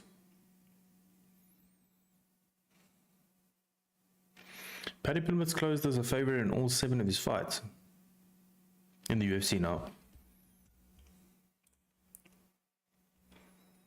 The batter, Pimblett.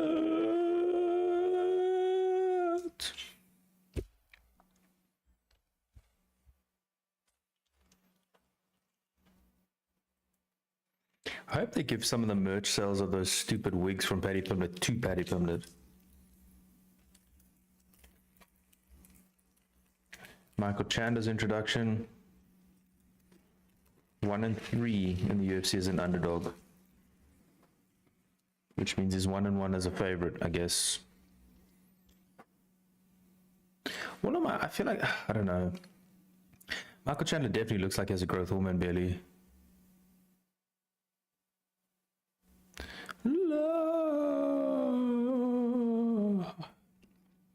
Here we go. I'm expecting fireworks in this first little exchange in round 1.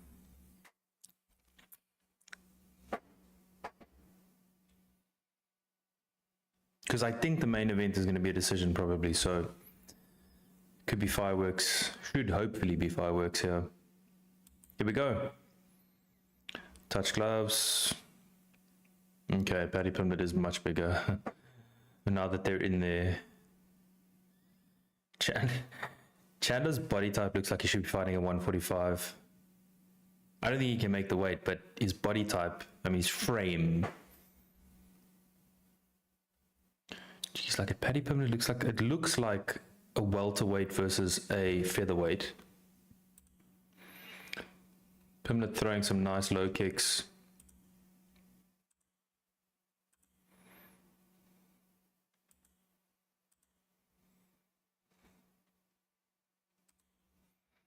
All right, pretty slow start actually. I mean, it's to be expected now that I see the size difference, because Chandler's going to look to shoot and or try to get to the inside, and I mean, Pimblett's doing a good job of keeping him at distance. Nice leg kicks. I think Paddy's in it for the 5 rounds. Like, ooh, Chandler's already searching for that big overhand right. Chandler definitely has a growth hormone belly.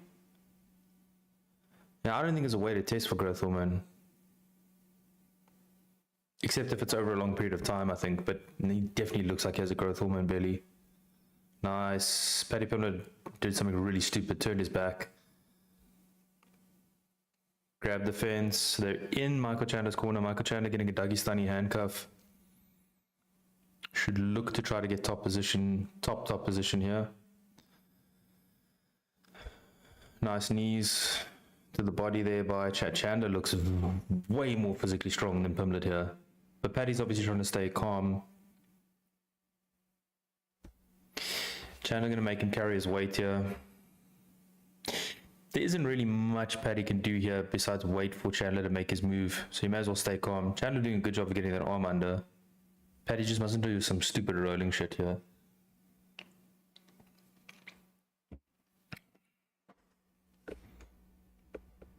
Okay, Paddy's starting to get to his feet. Chandler making him carry the weight. And thumb in the fence there by Pimblett, but nothing major. Going for a Kimura grip there, Paddy, which is good because you can use the Kimura grip to get out.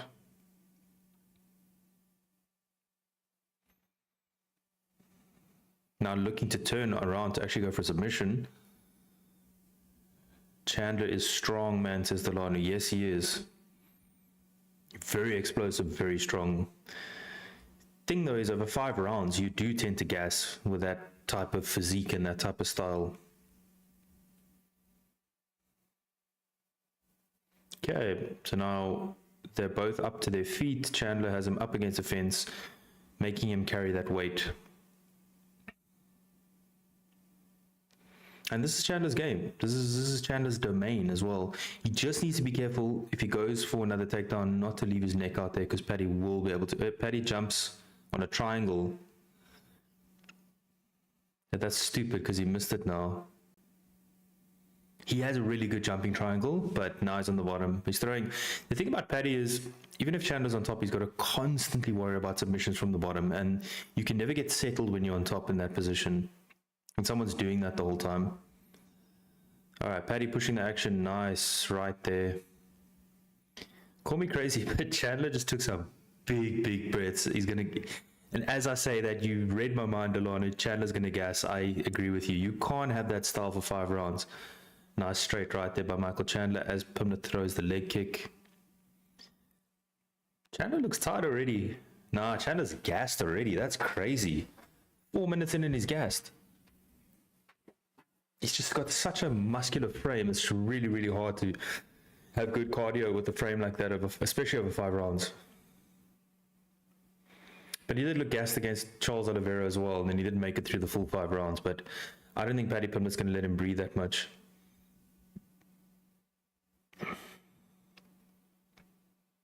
Good fight so far. Paddy Pimblett throwing some wild shots, but it's just because he got the reach advantage. Ooh, nice left there by Chandler, but Pimblett doesn't even look like it did anything to him. Chandler throwing some nice feints. Ooh, Pimblett just missed. Nice knee there by Pimblett. Nice right by Paddy. But you see, he even falls to his knees because he's just got such a reckless striking because he knows his reach. There's nothing Chandler can do. Remember the round. Good first round. I'll give that to Chandler just as the top control, but Paddy was piecing him up a little bit at the end there, so really tough round to score. I'd probably give it to Paddy on the balance of things, but let's just say it's a close round, so no one really knows.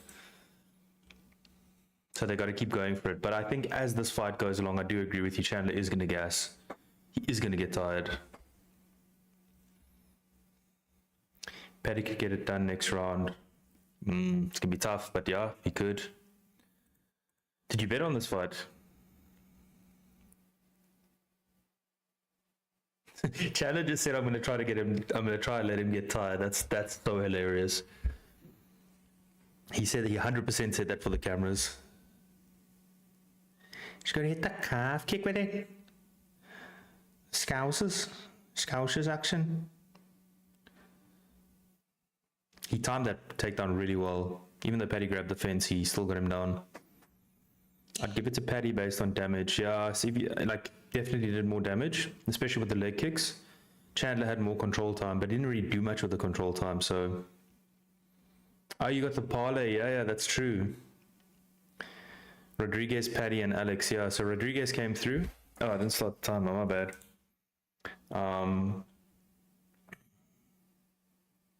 So now Paddy's got to come through, and then Volk. Problem also for Chandler is like he's on the outside the whole time, and he's going to expend a lot of energy doing that. Paddy's dropping his hands as Chandler's coming in. He's got to be careful.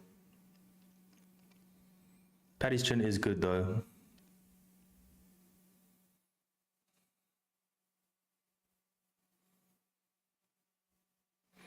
Paddy is doing a good job with the strike, man. That Michael Chandler's growth hormone belly, man. It's just glaring with the bubble gut.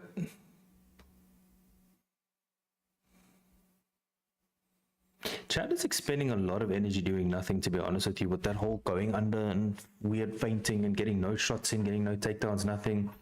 Superman punched a head kick by Paddy there. Paddy's work rate is crazy in this fight. Leg kicks, shots.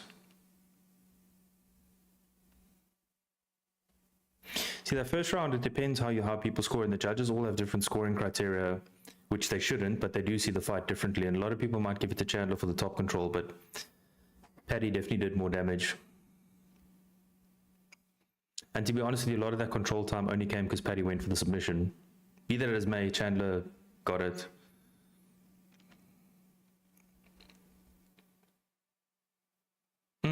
In the...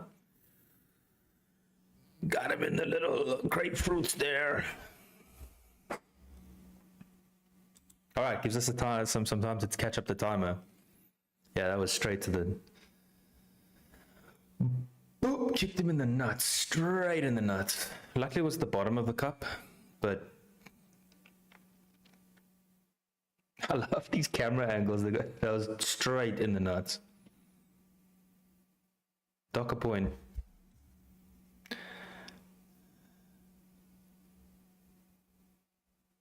Yeah, let's watch those kicks right there. I know y'all was coming in at the same time, but you know, you gotta watch them. Paddy did a good job of stuffing that takedown. Now, how did he recover? He only took 30 seconds. They take a lot more time usually. Oh, nice lead uppercut there by Paddy. Paddy's timing these shots really well. Nice stuff to take down. Nice elbow. In trying to get up, he's giving his back up, Paddy, and now Chandler's going to take him down again in the same way. It just looks so dominant when you lift someone up like that and take them down. Paddy straight back up to his feet.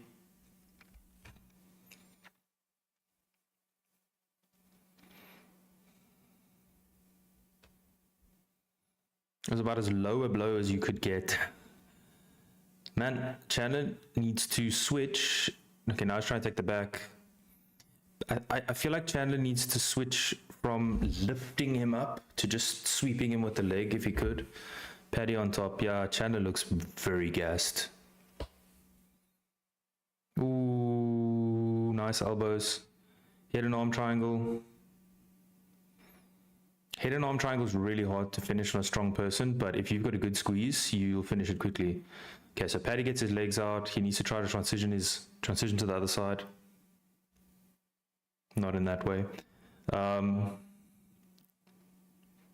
the head and arm triangle, I think he might abandon it, maybe. It's going to be really hard to finish Chandler with a head and arm triangle. Not impossible, though. His Paddy's got knee on belly. He's going to try to get his legs to the other side, but Chandler is up against the fence, which is a benefit for him. Chandler needs to get his elbow to the mat.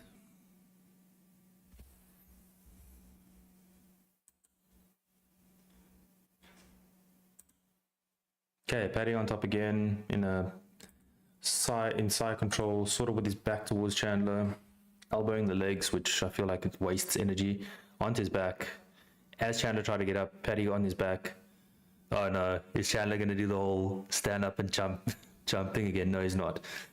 So now Paddy, oh, nice elbows by Paddy Pimblett from mount. I mean, he could finish him here. Chandler's not going to get up from this. Gives his back up.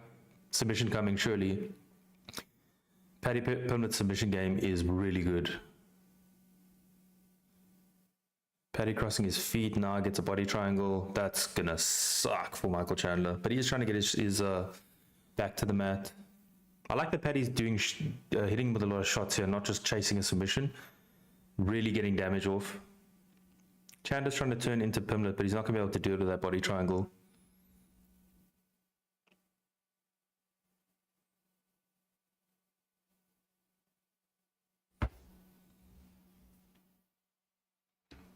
Man, Paddy Pimblett is really going to silence doubters if he continues to fight like this. There goes the round. So Michael Chandler went and got up extremely quickly. It's almost like he's trying to prove a point that he's not tired, which tells me he is very tired. And Paddy Pimblett's fresh. Fresh as a daisy. Yeah, I think Pimblett's going to finish Chandler here. Unless Chandler gets like a super Hail Mary knockout. That was, yeah, punishment. Big time punishment. I must be honest, I thought Paddy Pimblett would be able to finish him there, but it feels like it's only a matter of time. Yeah, his coach is not happy with him, Chandler's coach. Paddy Pimblett is fresh. Can we get a translator for Pimblett's corner, please? Because that guy's accent is so thick. I only understand like every fourth word because they're speaking so quickly.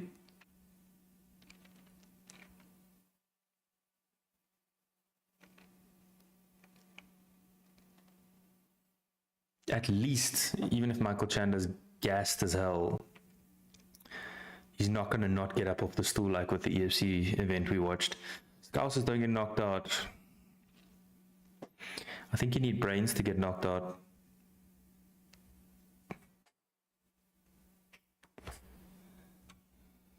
All right. Here we go, round 3.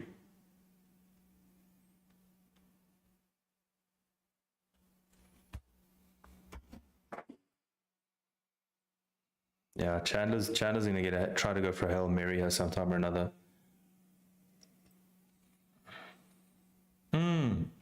Nice knee by Paddy. Damn, Chandler is busted open. Yeah, Paddy's going for the finish here. Chandler is busted open under the cheek. Chandler throws a Superman punch. Chandler knows that he has to go for it. And Paddy's just piecing him apart from distance. Chandler, I hate to say it, Chandler is very predictable. The Chandler about to get taken down. Paddy does to Chandler what Chandler was doing to Paddy earlier. Dunks him. Nah, Chandler's done, dude. He's way too tired.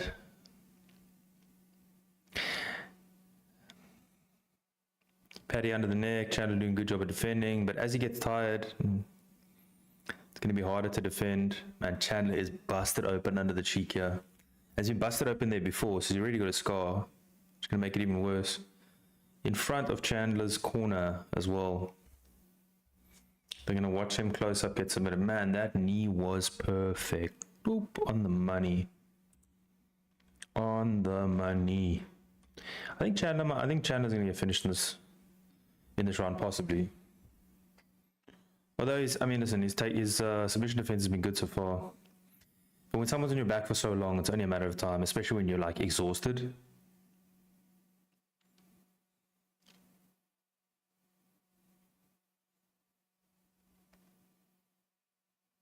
That was back of the head elbow, 12-6.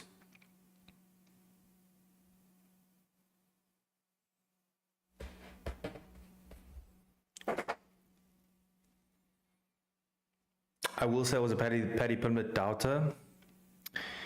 I'm not going to doubt him anymore, but I will say that the top 5 of this division, even if they are old, it's a whole different story.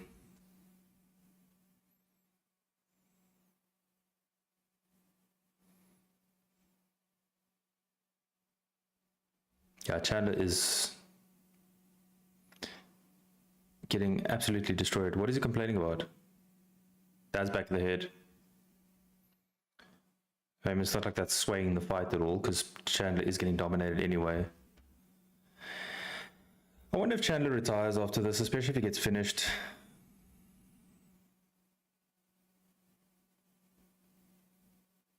It's looking bad for Chandler. Ooh, nice elbows. If this fight doesn't get stopped, it's a 10-8 round. Yeah, I think this fight's gonna be over.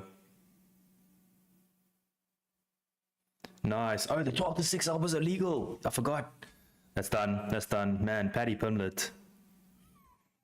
That is flawless. Wow. Don't lick his blood, dude. That's disgusting. Paddy Pimblett just stopped Michael Chandler. That is ridiculous. And honestly, I hope he retires too, Delano. That is crazy. I'd love to hear what Chandler says after this.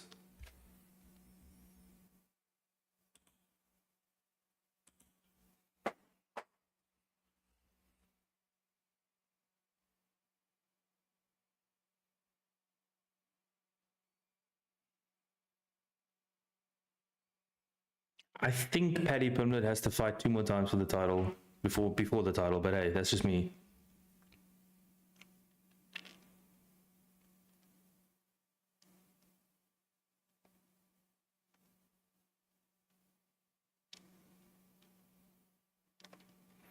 I think it's retirement. Yeah, I do think so too.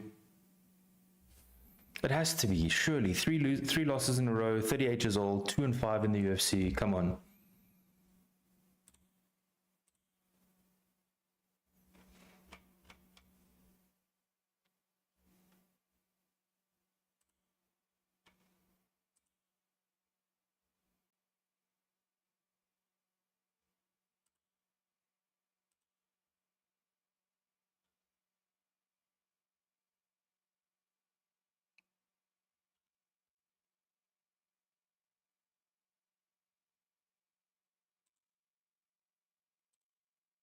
Michael Chandler left the cage. That's not cool.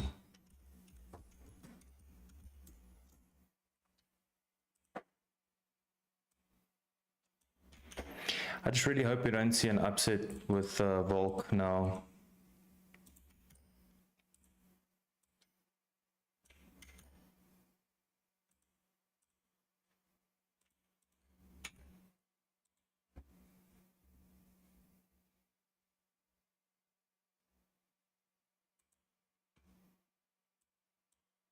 Paddy Pimblett going into his prime, man.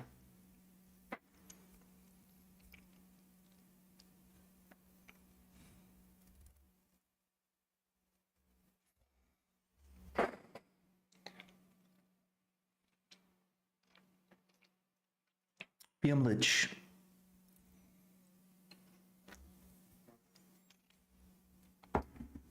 Paddy Pimblett.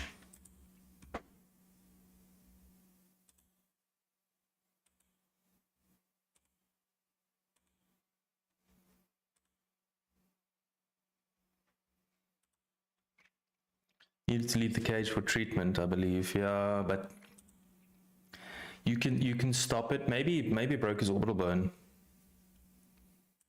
Can we just get a translator for Paddy Pimblett, please? If I don't understand, I don't even know how Americans are gonna understand.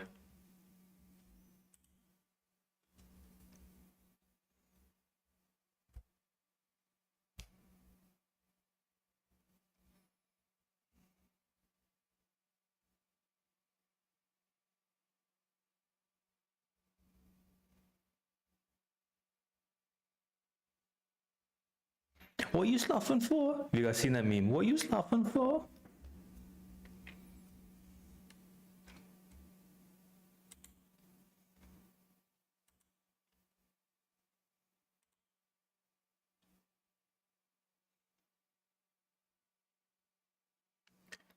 So, remember when Ilia Topuria and Paddy Pimblett had their back and forth? That is the title eliminator that you have to have.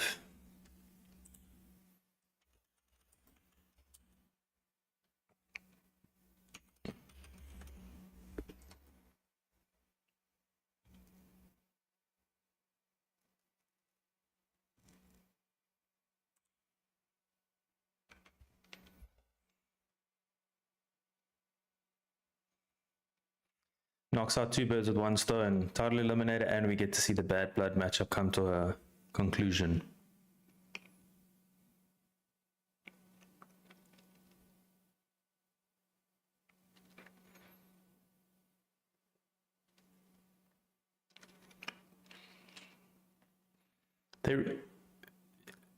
They started playing on the speakers, they started playing Oh Paddy the Baddy's song, and now the whole crowd's going. So they're obviously swaying the crowd in a certain direction to make you think something about Paddy Pimblett.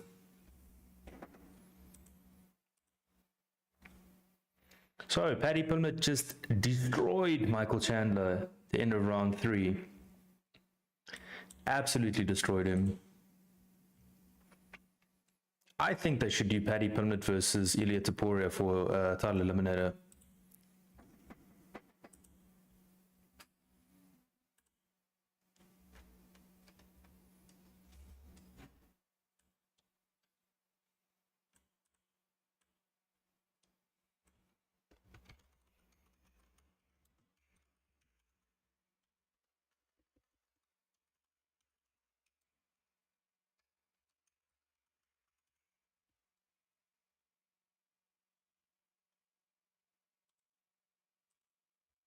Right, main event time, guys. What are we saying?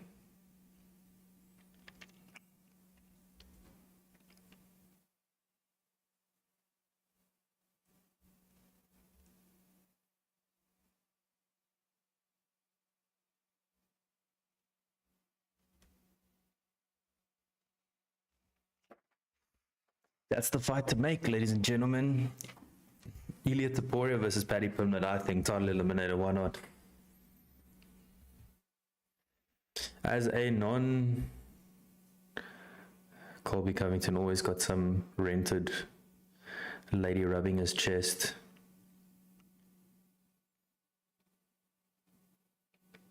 Ted Cruz is so awkward, dude.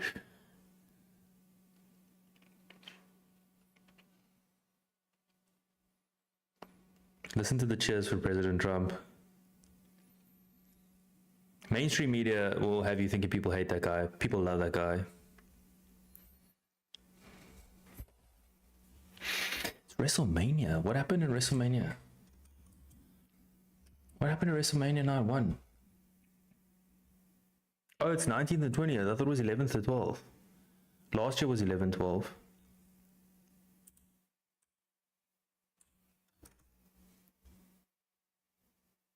No, last year was 6th or 7th. I'm pretty sure, anyway, next weekend it wouldn't make sense to have it on the same weekend as a UFC card. Maybe I should live stream WWE, the WrestleMania. It's just so long, like,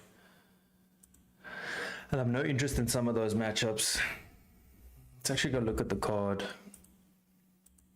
WrestleMania 41. All right, let's go to night 1. I can't stream night 2 because it's just too early for a Monday. Okay, night 1. Tiffany Stratton versus Charlotte Flair. Gunther versus Jey Uso. I like Gunther. Jade Cargill, Naomi. I'm not interested in that. The War Raiders. I'm not interested in that. LA Knight, Jacob Fatu.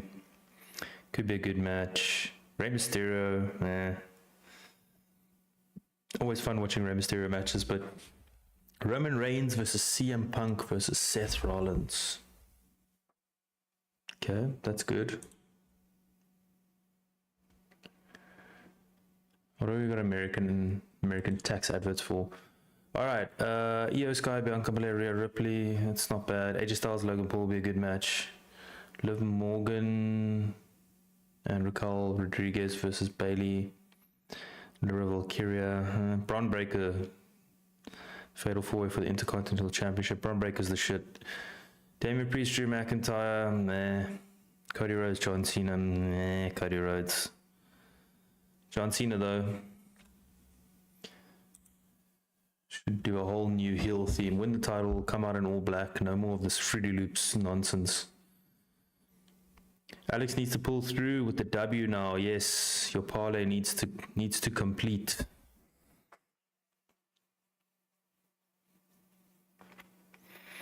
Main event time. It's good to see Volk fighting again. I just hope it's a happy ending. He wins the title and maybe retires. Volk's got nothing left to prove. I know he loves fighting and everything, but so it's interesting because this is supposed to be for the vacant featherweight championship, but they still got Ila Topuria as the champion. Yes, of course, he vacates as soon as they fight, which is stupid. It should just be vacated. He said he's not fighting at 45 again. He's fighting 155.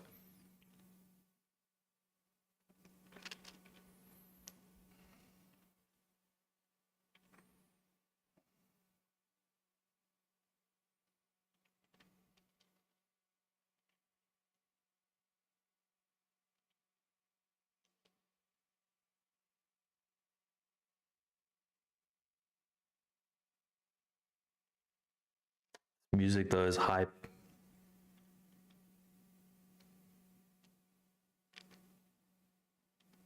There's one thing, whatever happens in this fight, Volk is going to have zero regrets. I think the only regret he might ever have is taking that second Islam fight on 10 days notice. But the chance to become a double champion, beat Islam Makhachev, especially after such a close first fight, you can't pass that up.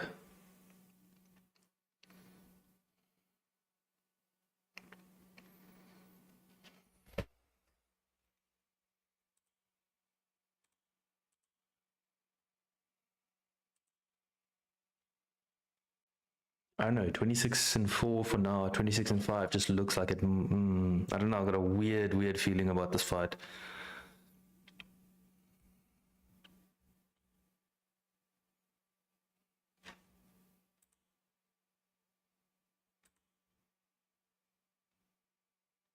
Lopes is a beast.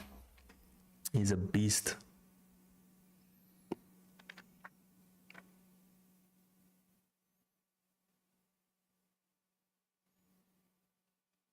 Whose UFC belts were those in the background of his interview?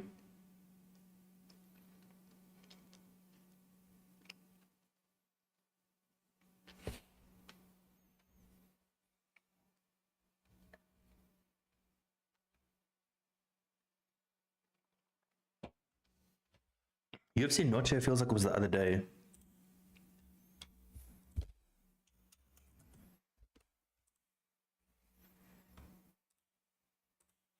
Man, it's crazy how many Brazilians there still are in the UFC, eh?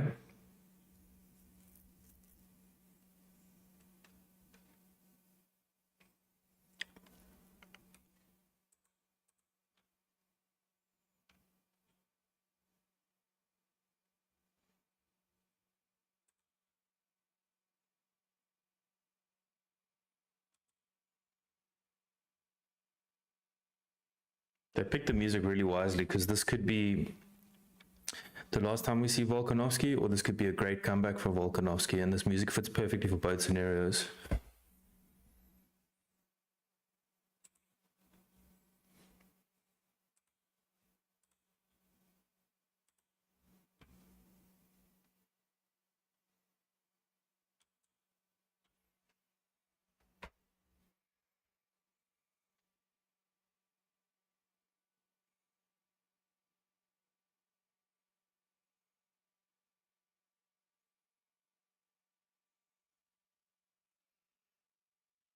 I think this is going to be a longish, measured fight. I don't think Lopes is going to want to rush this. Neither will Volkanovski. I hope Volk isn't too tentative in this fight.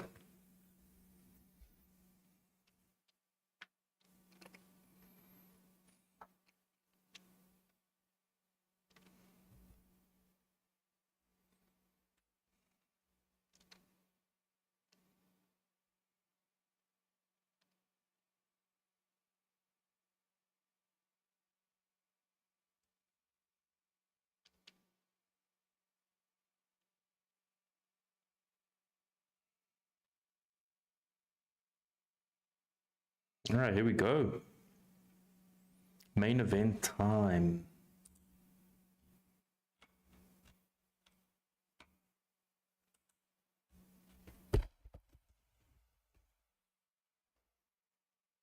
Whose music is this? Oh, Diego Lopes, of course.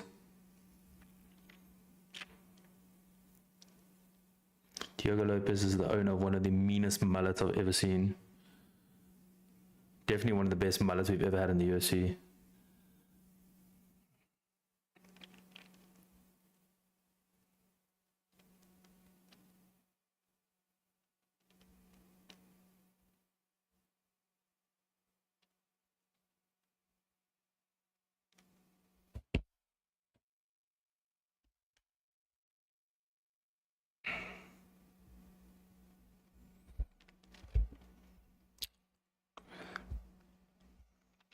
It's quite smart how they film these things, eh? They film the walkout with a normal camera for TV, and then they've got a phone right next to it in the Instagram setup. In the 1920 by 1080 for Instagram. So I've got the footage for both. They don't have to do anything to it, it's just right there.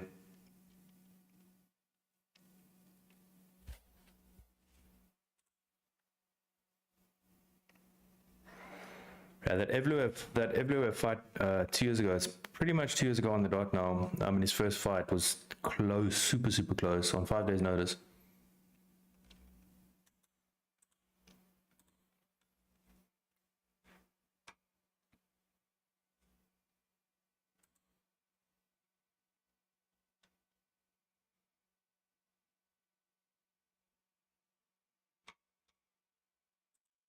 Just hope we don't see Volk get KO'd or something, yeah. Would be a hard watch.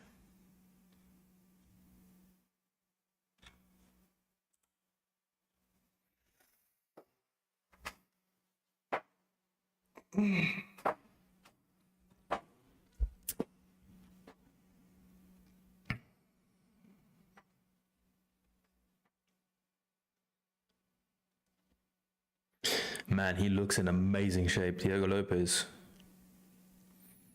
Would have been an interesting fight between Lopes and Topuria, but I think Topuria would have smoked him.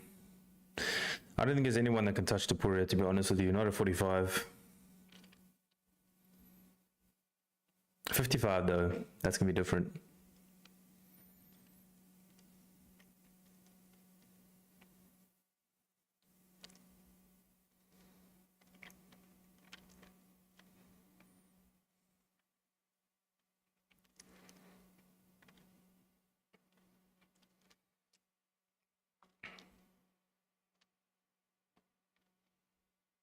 Who you guys got?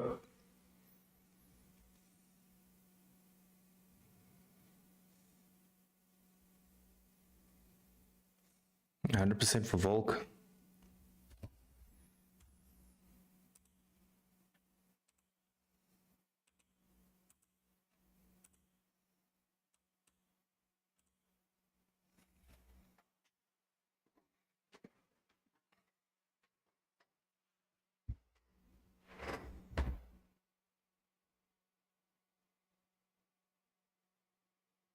Here comes Volk.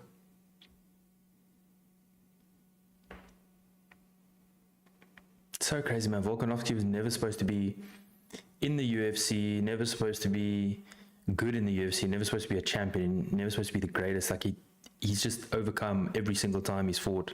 Most times he's fought. Will he do it again? That's the question.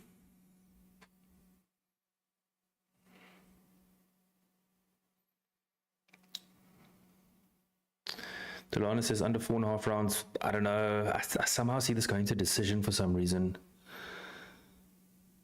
Fat khakis. It's going to be a sad day if Volk loses now. I do agree with you, man. I'm worried about Volk's chin. So am I. That meter that you have, knockout meter, Volk's is stretched pretty thin, especially after back-to-back knockout losses. And Diego Lopes is big for the division. Like I say, man, Volk's overcome his entire career. But I think if Volk loses, I think it's retirement time. I think even if he wins, I think this should be his last fight, honestly.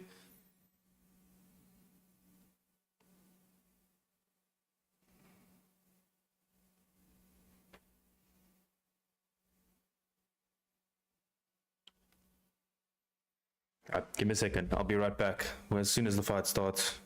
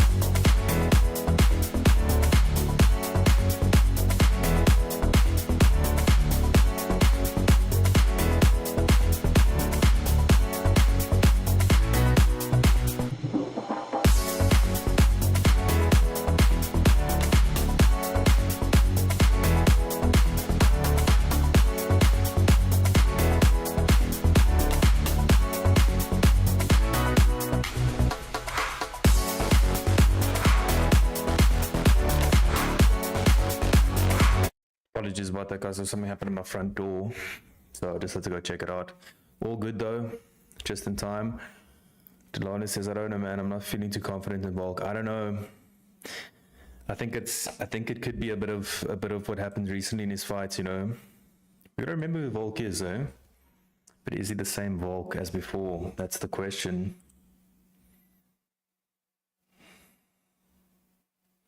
Man, Bruce Buffer getting us hyped.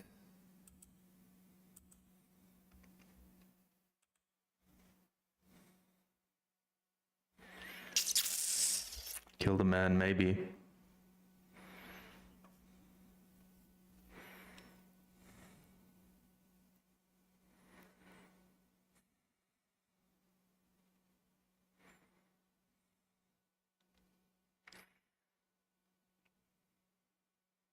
Kaizen codes. Eckhart, I want to go play paddle with you guys this morning. Actually, I've changed my mind. I'm feeling fresh. Can I still tag along for paddle?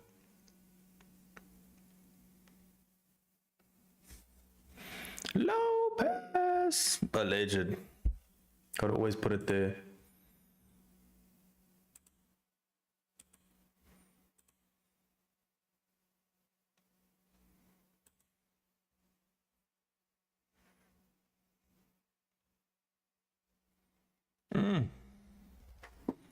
Volk can't lose. Can't go out on a loss, man.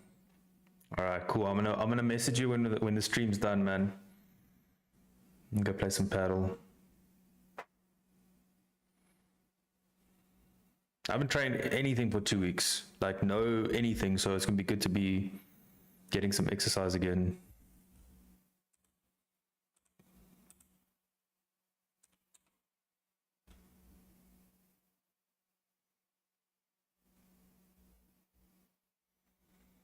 Let's go, Volk.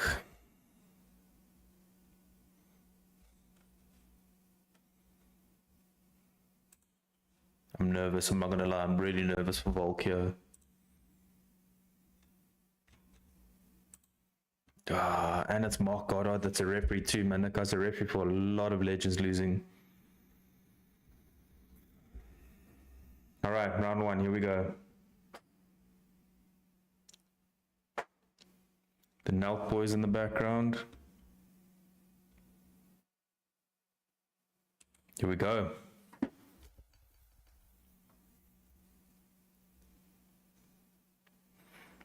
Lopes not actually that much bigger than Volk, to be honest.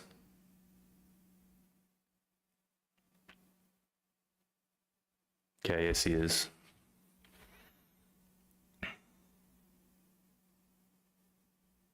Crowd shouting, let's go Volk.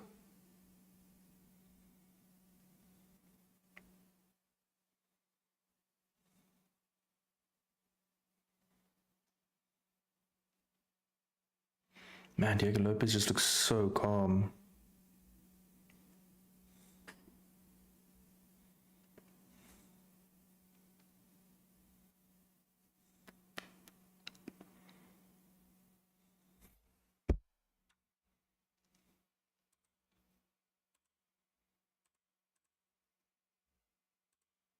I think there might be tears for a lot of people if Volkanovski loses here, especially if he gets knocked out. Ooh, Lopes catches the kick, almost gets hit with a spinning backwards on the way back.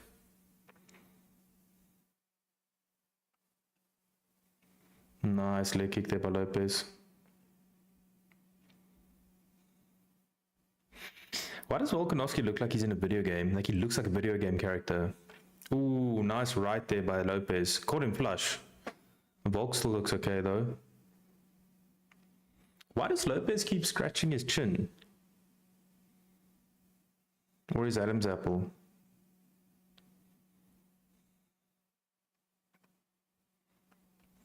Man, DC's had the biggest ball drags the whole night. Right.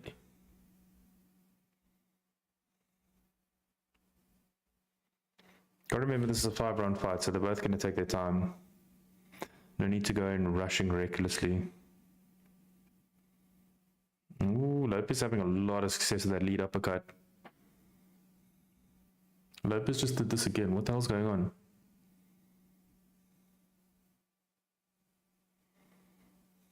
I think maybe it's a tell to say uppercuts there all the time. He wants some corner feedback.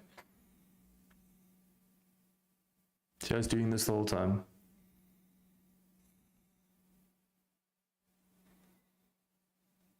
It's a tick he has. Never noticed that. Got some stims.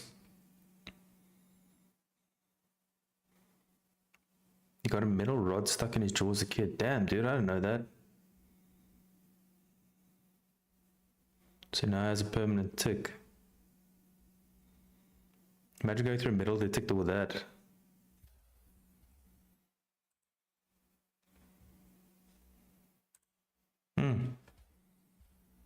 Man, I really never noticed that. Nice shots there by Volk. You know, even with the success that Volk's having, I'm still nervous for him. Lopes has got such a good chin.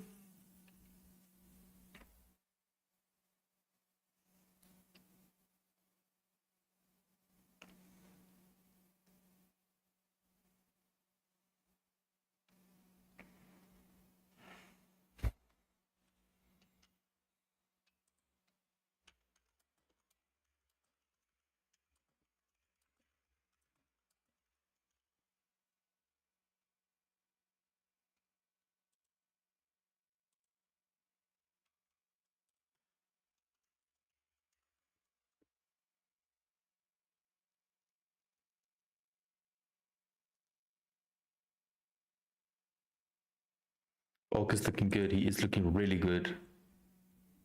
And Volk making him carry the weight.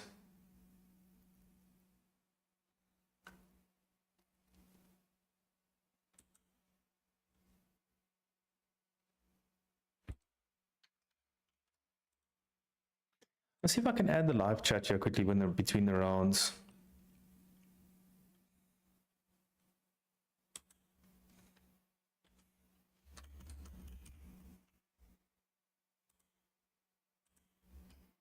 Nice shots there by Volk. Volk's got him down. He's only got 18 seconds to work though. Good finish there by Volk.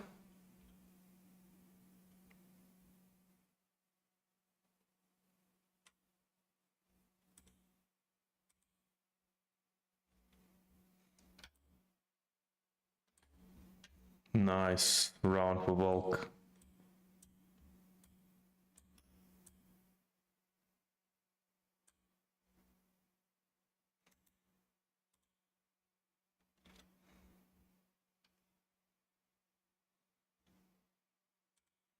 Nah, I'm gonna try to figure out this live chat.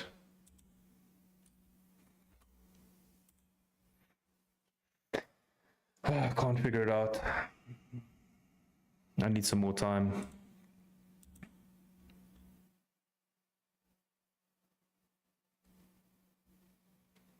I feel like Volk and DJ should have fought some time, but it's crazy that it never happened. Demetrius Johnson. That's way too big. That's way too big a weight difference, eh? 125 and 145.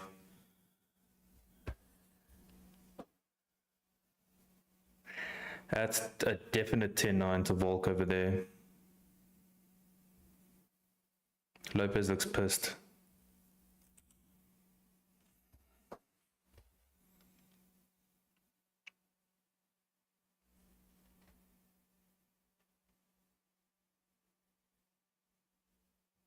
But I do think a fantasy fight between DJ and Volk would have been sick.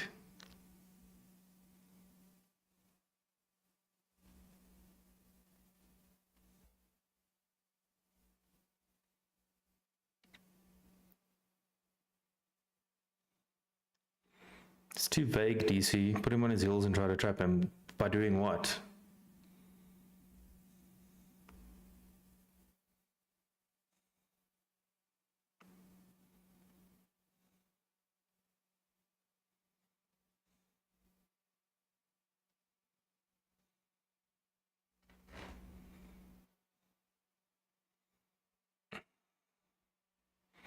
I feel like these commentators are really starting to just state the obvious.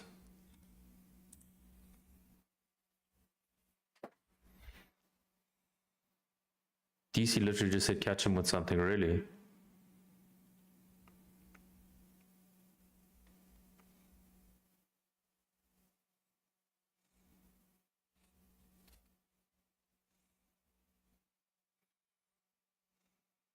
Listen, man, there's still 3.5 rounds of this fight, so Lopes could wake up. But it's so far, Volk is looking really good.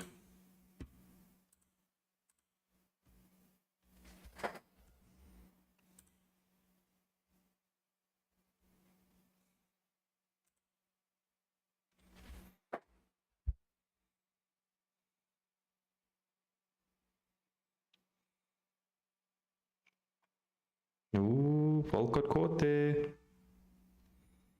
Wake him up, you gotta be careful.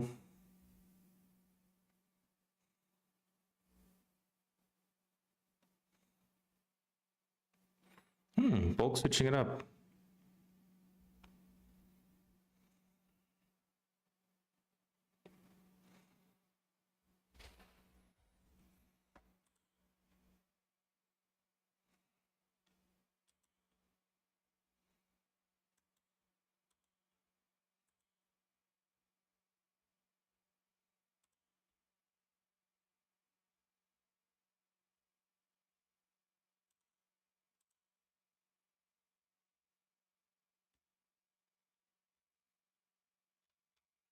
Okay, Lopes isn't finding his rhythm, definitely not finding his rhythm. Volk is looking sharp, he's beating him to the punch, his timing is much better. And Lopes, I mean, the reach is not, it's a 1-inch reach advantage to Lopes, so even though he's taller, it's not like he's going to be able to stand at distance. And Lopes is literally just throwing punches, he's not even kicks and nothing.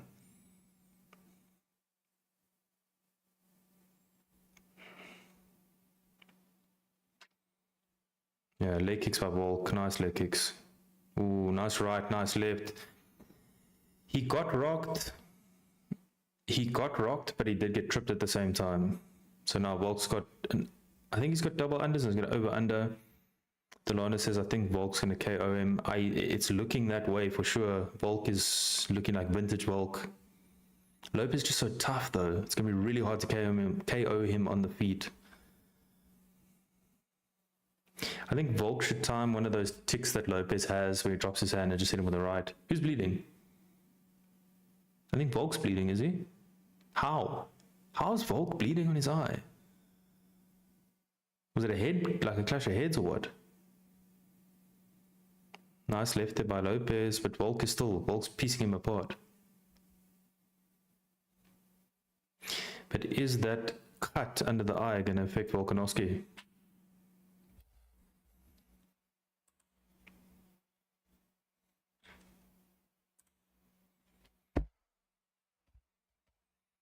See, if Volk wins here, it's kind of like a catch-22, because if he feels good, which I'm sure he does because he looks really good, he continues, he runs the risk of tarnishing his legacy by losing. If he loses, he's going to chase the dragon and try to go out on a win. So this stage of anyone's career is just really is a catch-22.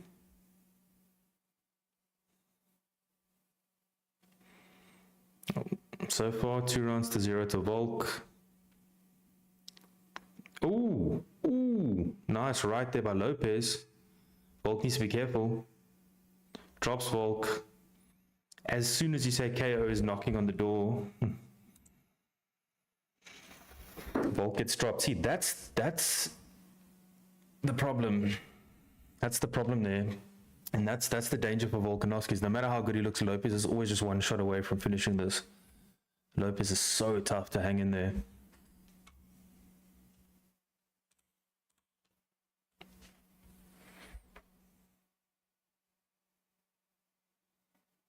Volk's got 2 cuts under the eye. How did that happen? That cut's pretty deep. I just hope that cut doesn't affect him, and I hope they don't stop it because of the cut. It's not bleeding too much anymore, but that cut's deep. Where did he get cut?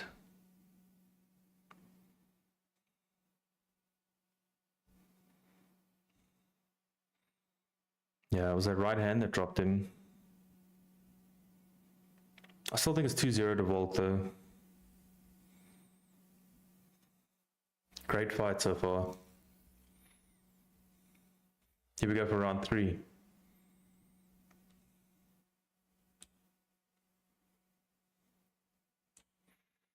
What do you reckon they scored round 2? Well, Volk never got a knockdown, but Lopes did. But I think Volk dominated that whole fight. Really, really tough to score.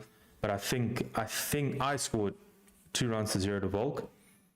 But, you know, with these judges, you never know. I didn't even see who the judges were.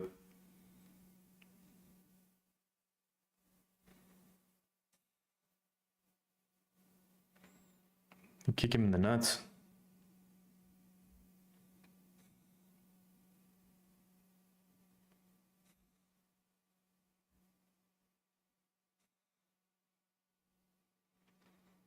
Okay, Scott Fantana on Twitter says 10-9 Volk, 20-18 so far, I do believe.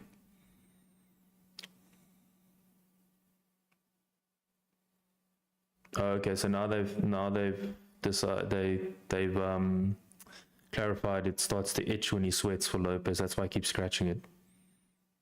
I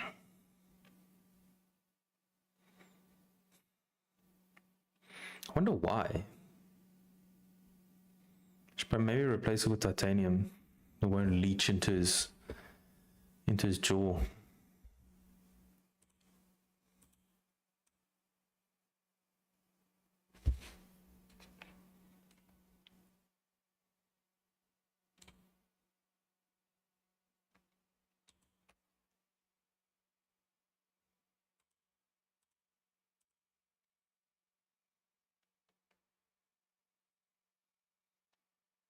That's right there by Volkanovski.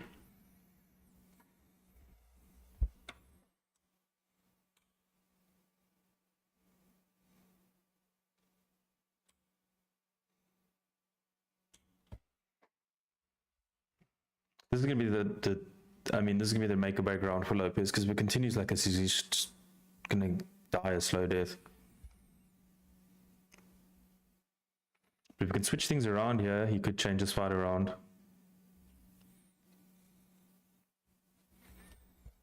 Nice lefts by both of them. They both hit each other, but Volk visibly rocked back a little bit. Lopes just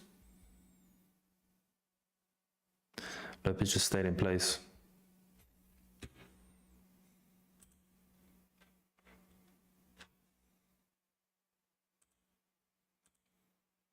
This fight has flown by.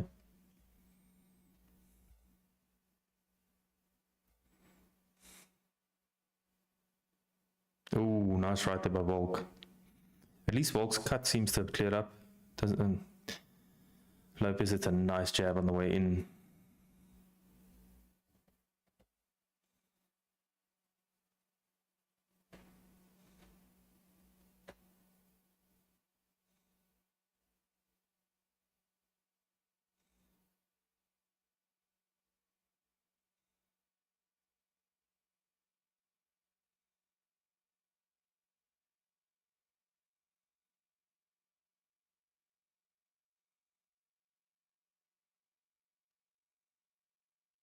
Volk still looks sharp though, but Lopes seems to be growing into this fight a little bit.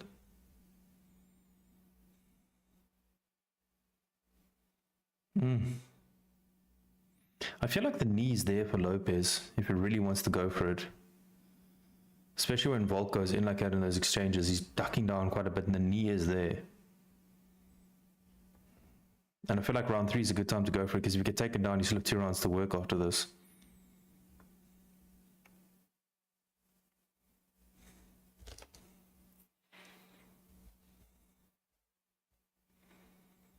Volkanovski is really leaning down a lot with those exchanges.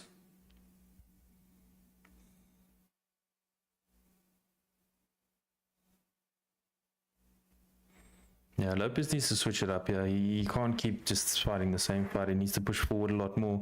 He needs to lead a lot more with that jab and set up his strikes. Because at the moment he's just counter-punching on Volkanovski instead, trying to stand at distance. And he's just flat-footed the whole time. Goes for a wheel kick.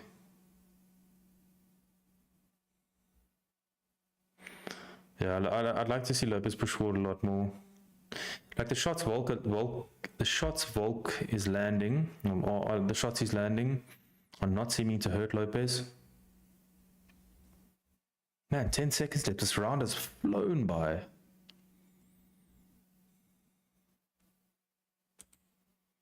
You have to give that one to Volkanovski again. Much of the same. Round 3's gone exactly the same way.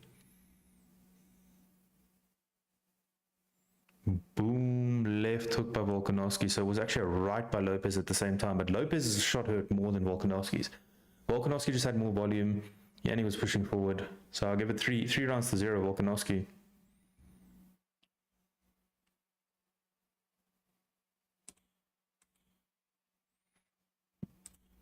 Lopes' corner telling him he's up, which is a mistake, because now he's going to keep fighting the same fight, and it's not a good fight for him to fight. Fight.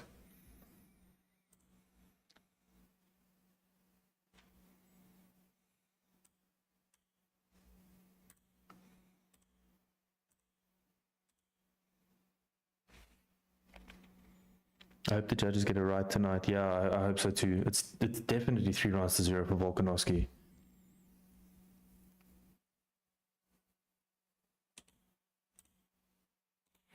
Here we go to round 4.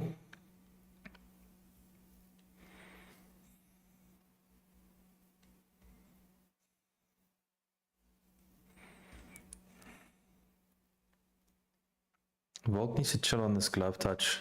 Just focus on fighting. Round 4, here we go.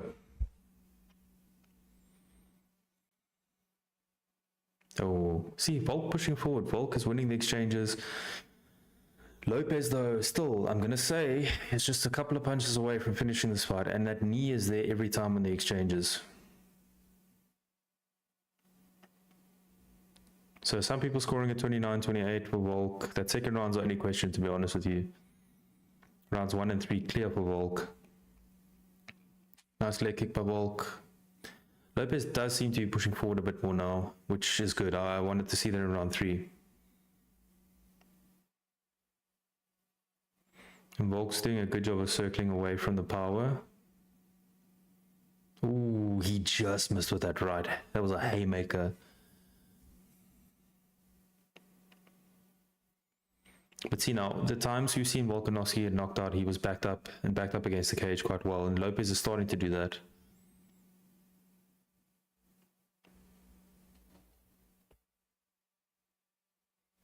Nice body kick there by Volk. Lopes starting to push forward now, that's good.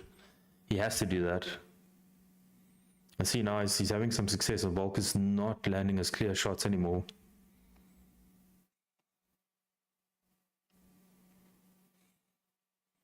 Lopes is just 1 or 2 shots away from finishing this fight. As always, that threat is always there.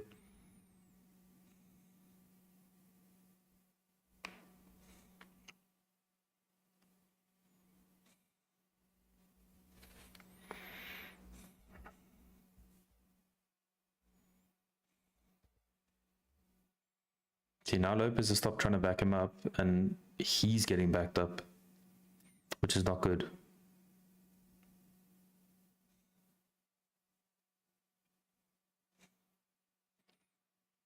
That knee is there for Lopes.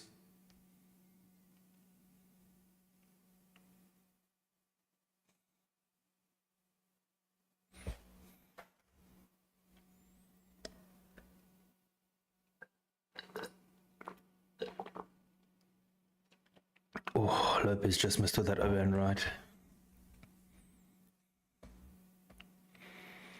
I must say though, Volkanovski still does look sharp here.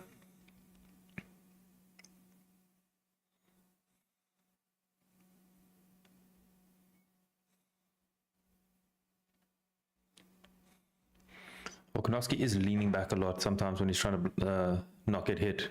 There we go. Now Lopes is having great success because he's going forward.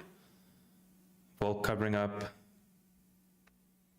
Volkanovski's got his I don't think he can see. Got blood coming from both eyes. Diego Lopes pushing forward. Oh, it's not looking good for Volk. This fight seems to have just changed, like with that one exchange, and Volk struggling, looks like he's struggling to see. Lopes having a lot more success now. It's not looking good for Volk. Well, still okay, but I mean, it's looking a lot better for Lopes, let me say. I wonder if there was a headbutt there or an eye poke or something. See, Lopes needs to keep pushing the action. He can't let Volk breathe here.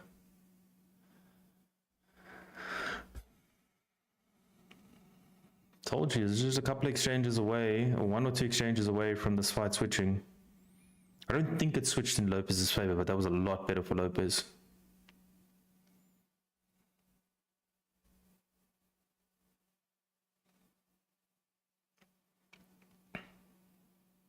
A minute left to go in this fight.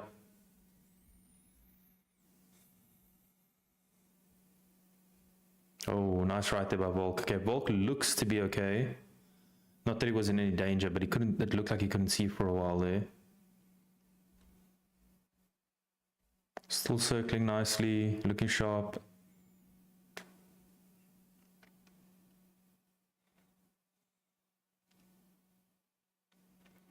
See, Volk's got to be careful, because if this round goes to Lopes, which it has so far, and round 2 has been scored for Lopes, becomes a very, very hairy situation for Volk. 20 seconds left. This round's also just flown by. Diego Lopes has got to go for it.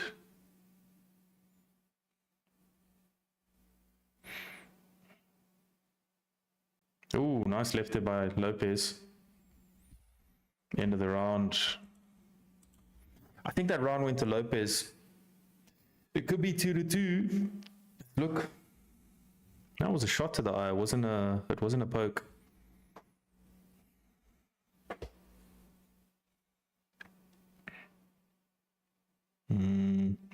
That cut literally came from the glove. And then he hit him with a right afterwards.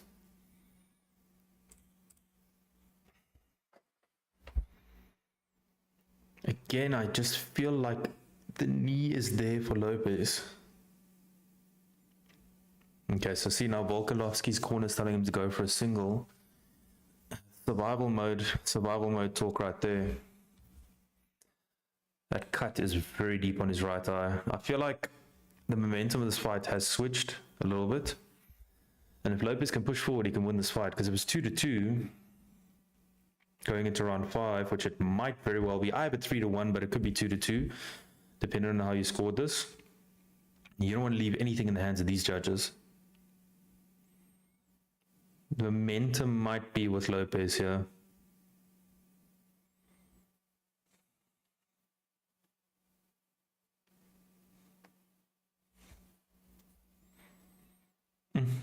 It's going to be nerve-wracking.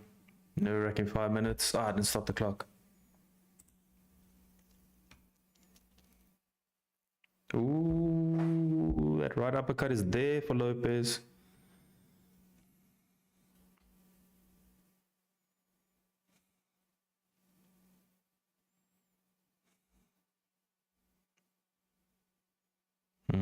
Volk's corner gave him some good advice. He has to fight with urgency. It's like I say, it could be 2-2. You know, round 2 was questionable. Round 4 is definitely Lopes. Round 1 and 3 definitely Volkanovski. Now the odds are going a little bit more in Lopes' favor. I mean, if Lopes get up a dominant round here, he could win. I mean, it could be a split decision. Nice right there by Volk.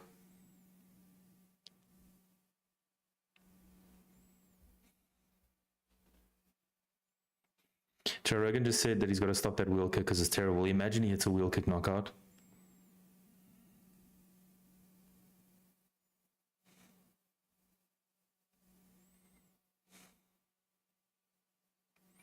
Man, this Volk has hit him with everything he's got. Lopes is so tough.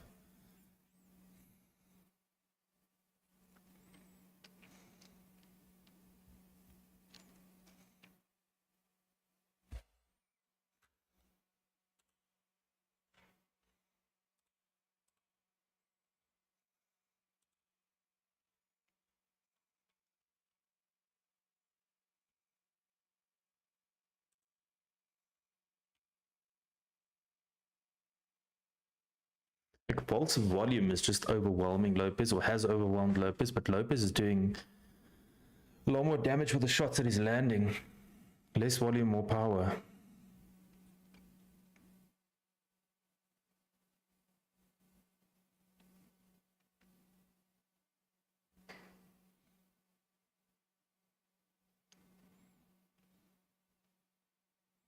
Man, 2 minutes 40 left in this round. Nice knee there by Volk. They're saying it's an eye poke for Lopes, on Lopes. So it was a fist and not a poke. Listen, man, whatever happens in this fight, win or lose, Lopes is a superstar. It's been a good fight by Lopes. He just, I think he got overwhelmed by the volume of Volkanovski so far. But this fight's not over, eh? 2 minutes left.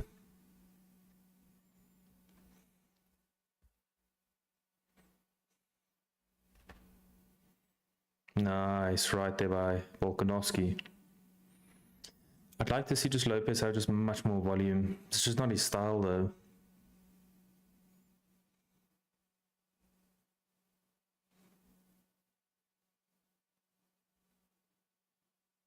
Yeah, it was a bit of an eye poke.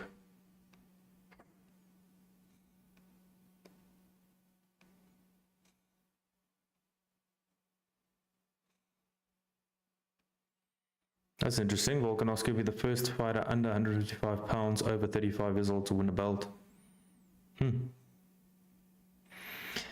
I feel like surely that's not right. Surely that's happened before.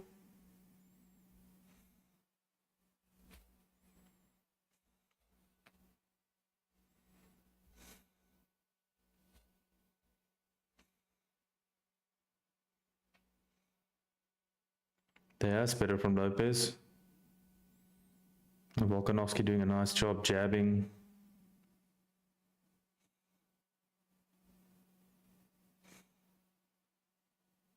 Why does Volk keep spitting? Yeah, it's a little bit too late here by Lopes, I feel.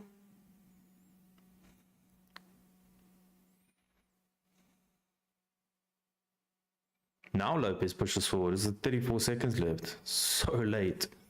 You should have done this in round 3. Yeah, posturing, shouting, it doesn't matter. You're not doing more damage. Volk almost got the trip.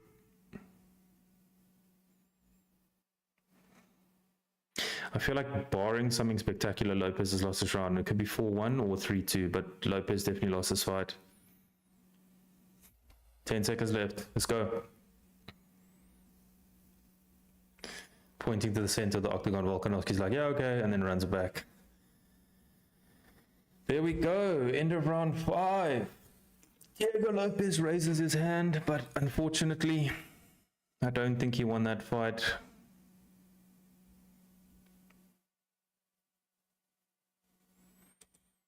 What a fight, though. I got Volk 4-1. I don't know, how'd you guys score that fight? I got Volk 4-1. Lopes is celebrating like he won that fight. Unfortunately, no, you did not win that fight, sir.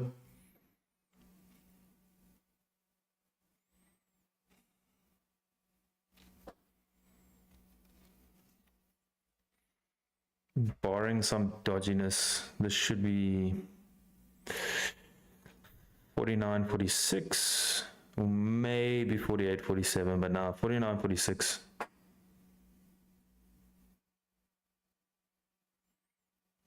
What a comeback by Volkanovski in his career, I guess.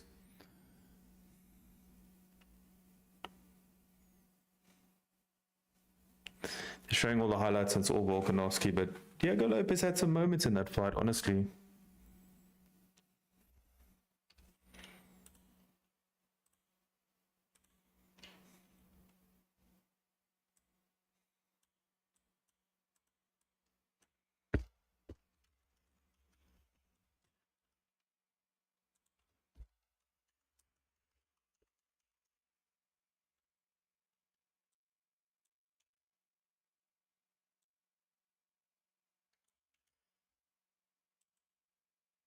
I still can't get over the way that Paddy Pimblett destroyed Michael Chandler. That's just ridiculous.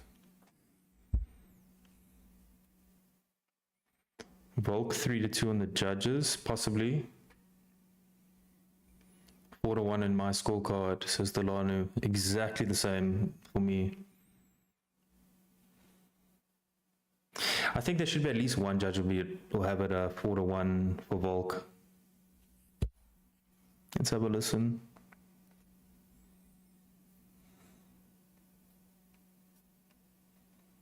Lopes, I'm sorry, dude, you didn't win that fight. Chicken Lopez's right eye is busted, eh? Let's hear the judges' scores.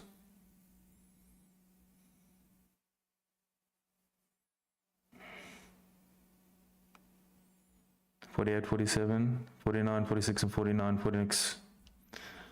Volk.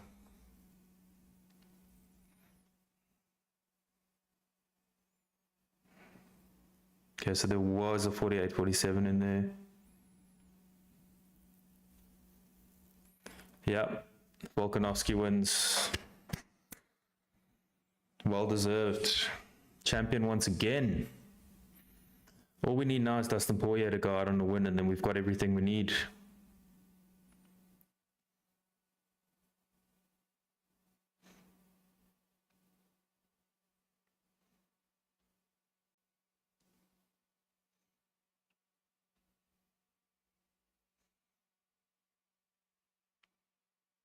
Not so undisputed that Topuria, now that Topuria vacated the belt, but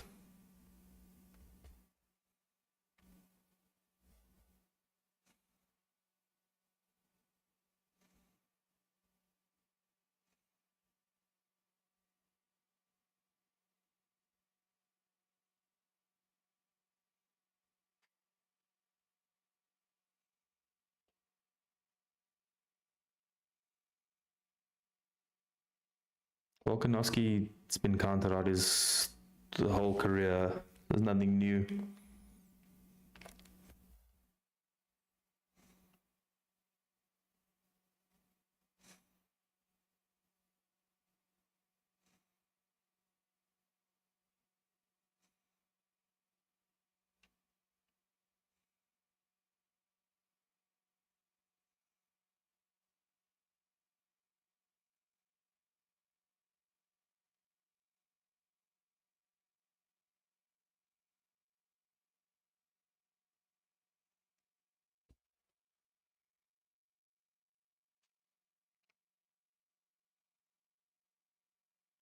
Man, it just shows his mindset. Like losing 2 knockout losses in a row says it's an opportunity.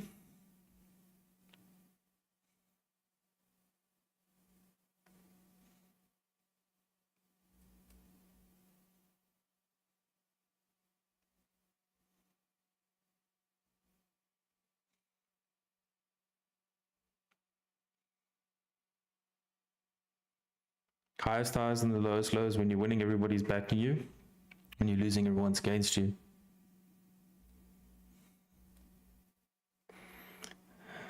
Man, trying to get on Joe Rogan's podcast again. That's cool. Speak to Diego Lopes, man. Don't leave him hanging. Interview him.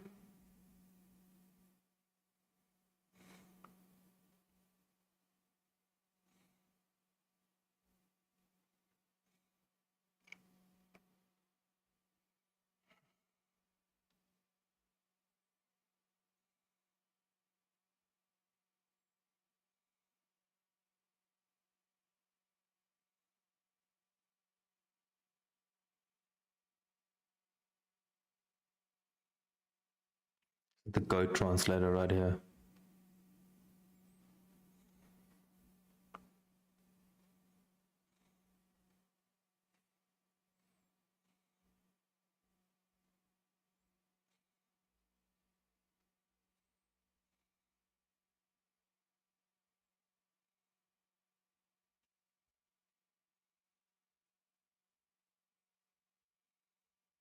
His right eye shut there, look at that.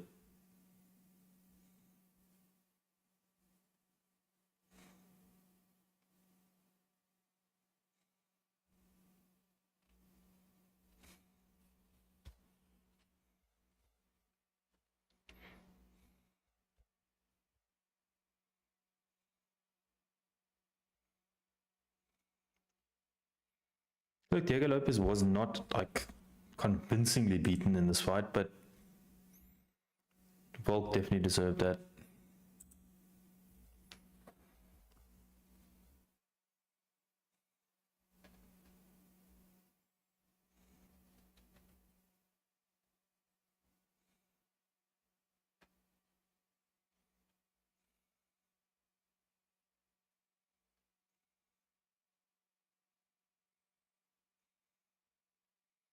Who's next for Volk? I don't know, man.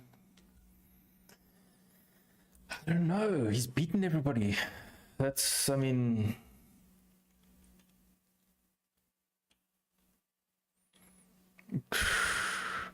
Who's Silver gonna fight next? Let's look at the rankings.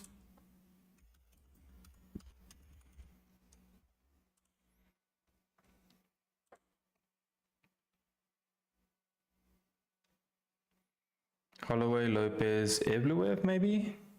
Probably Evloev, to be honest with you. Yair Rodriguez supposedly going to get the next title shot. Ortega, no. Probably Evloev, to be honest with you. And then maybe Silva. Alright guys, that's what I'm going to call it. Thank you for watching the live stream. I appreciate it. Thank you for engaging in the chat. We'll be back probably for the next EFC next month. Oh no, actually no. The UFC Kansas. I think I'm going to watch Cameron Simon's fight. And I'll see you guys for the next one. Much appreciated.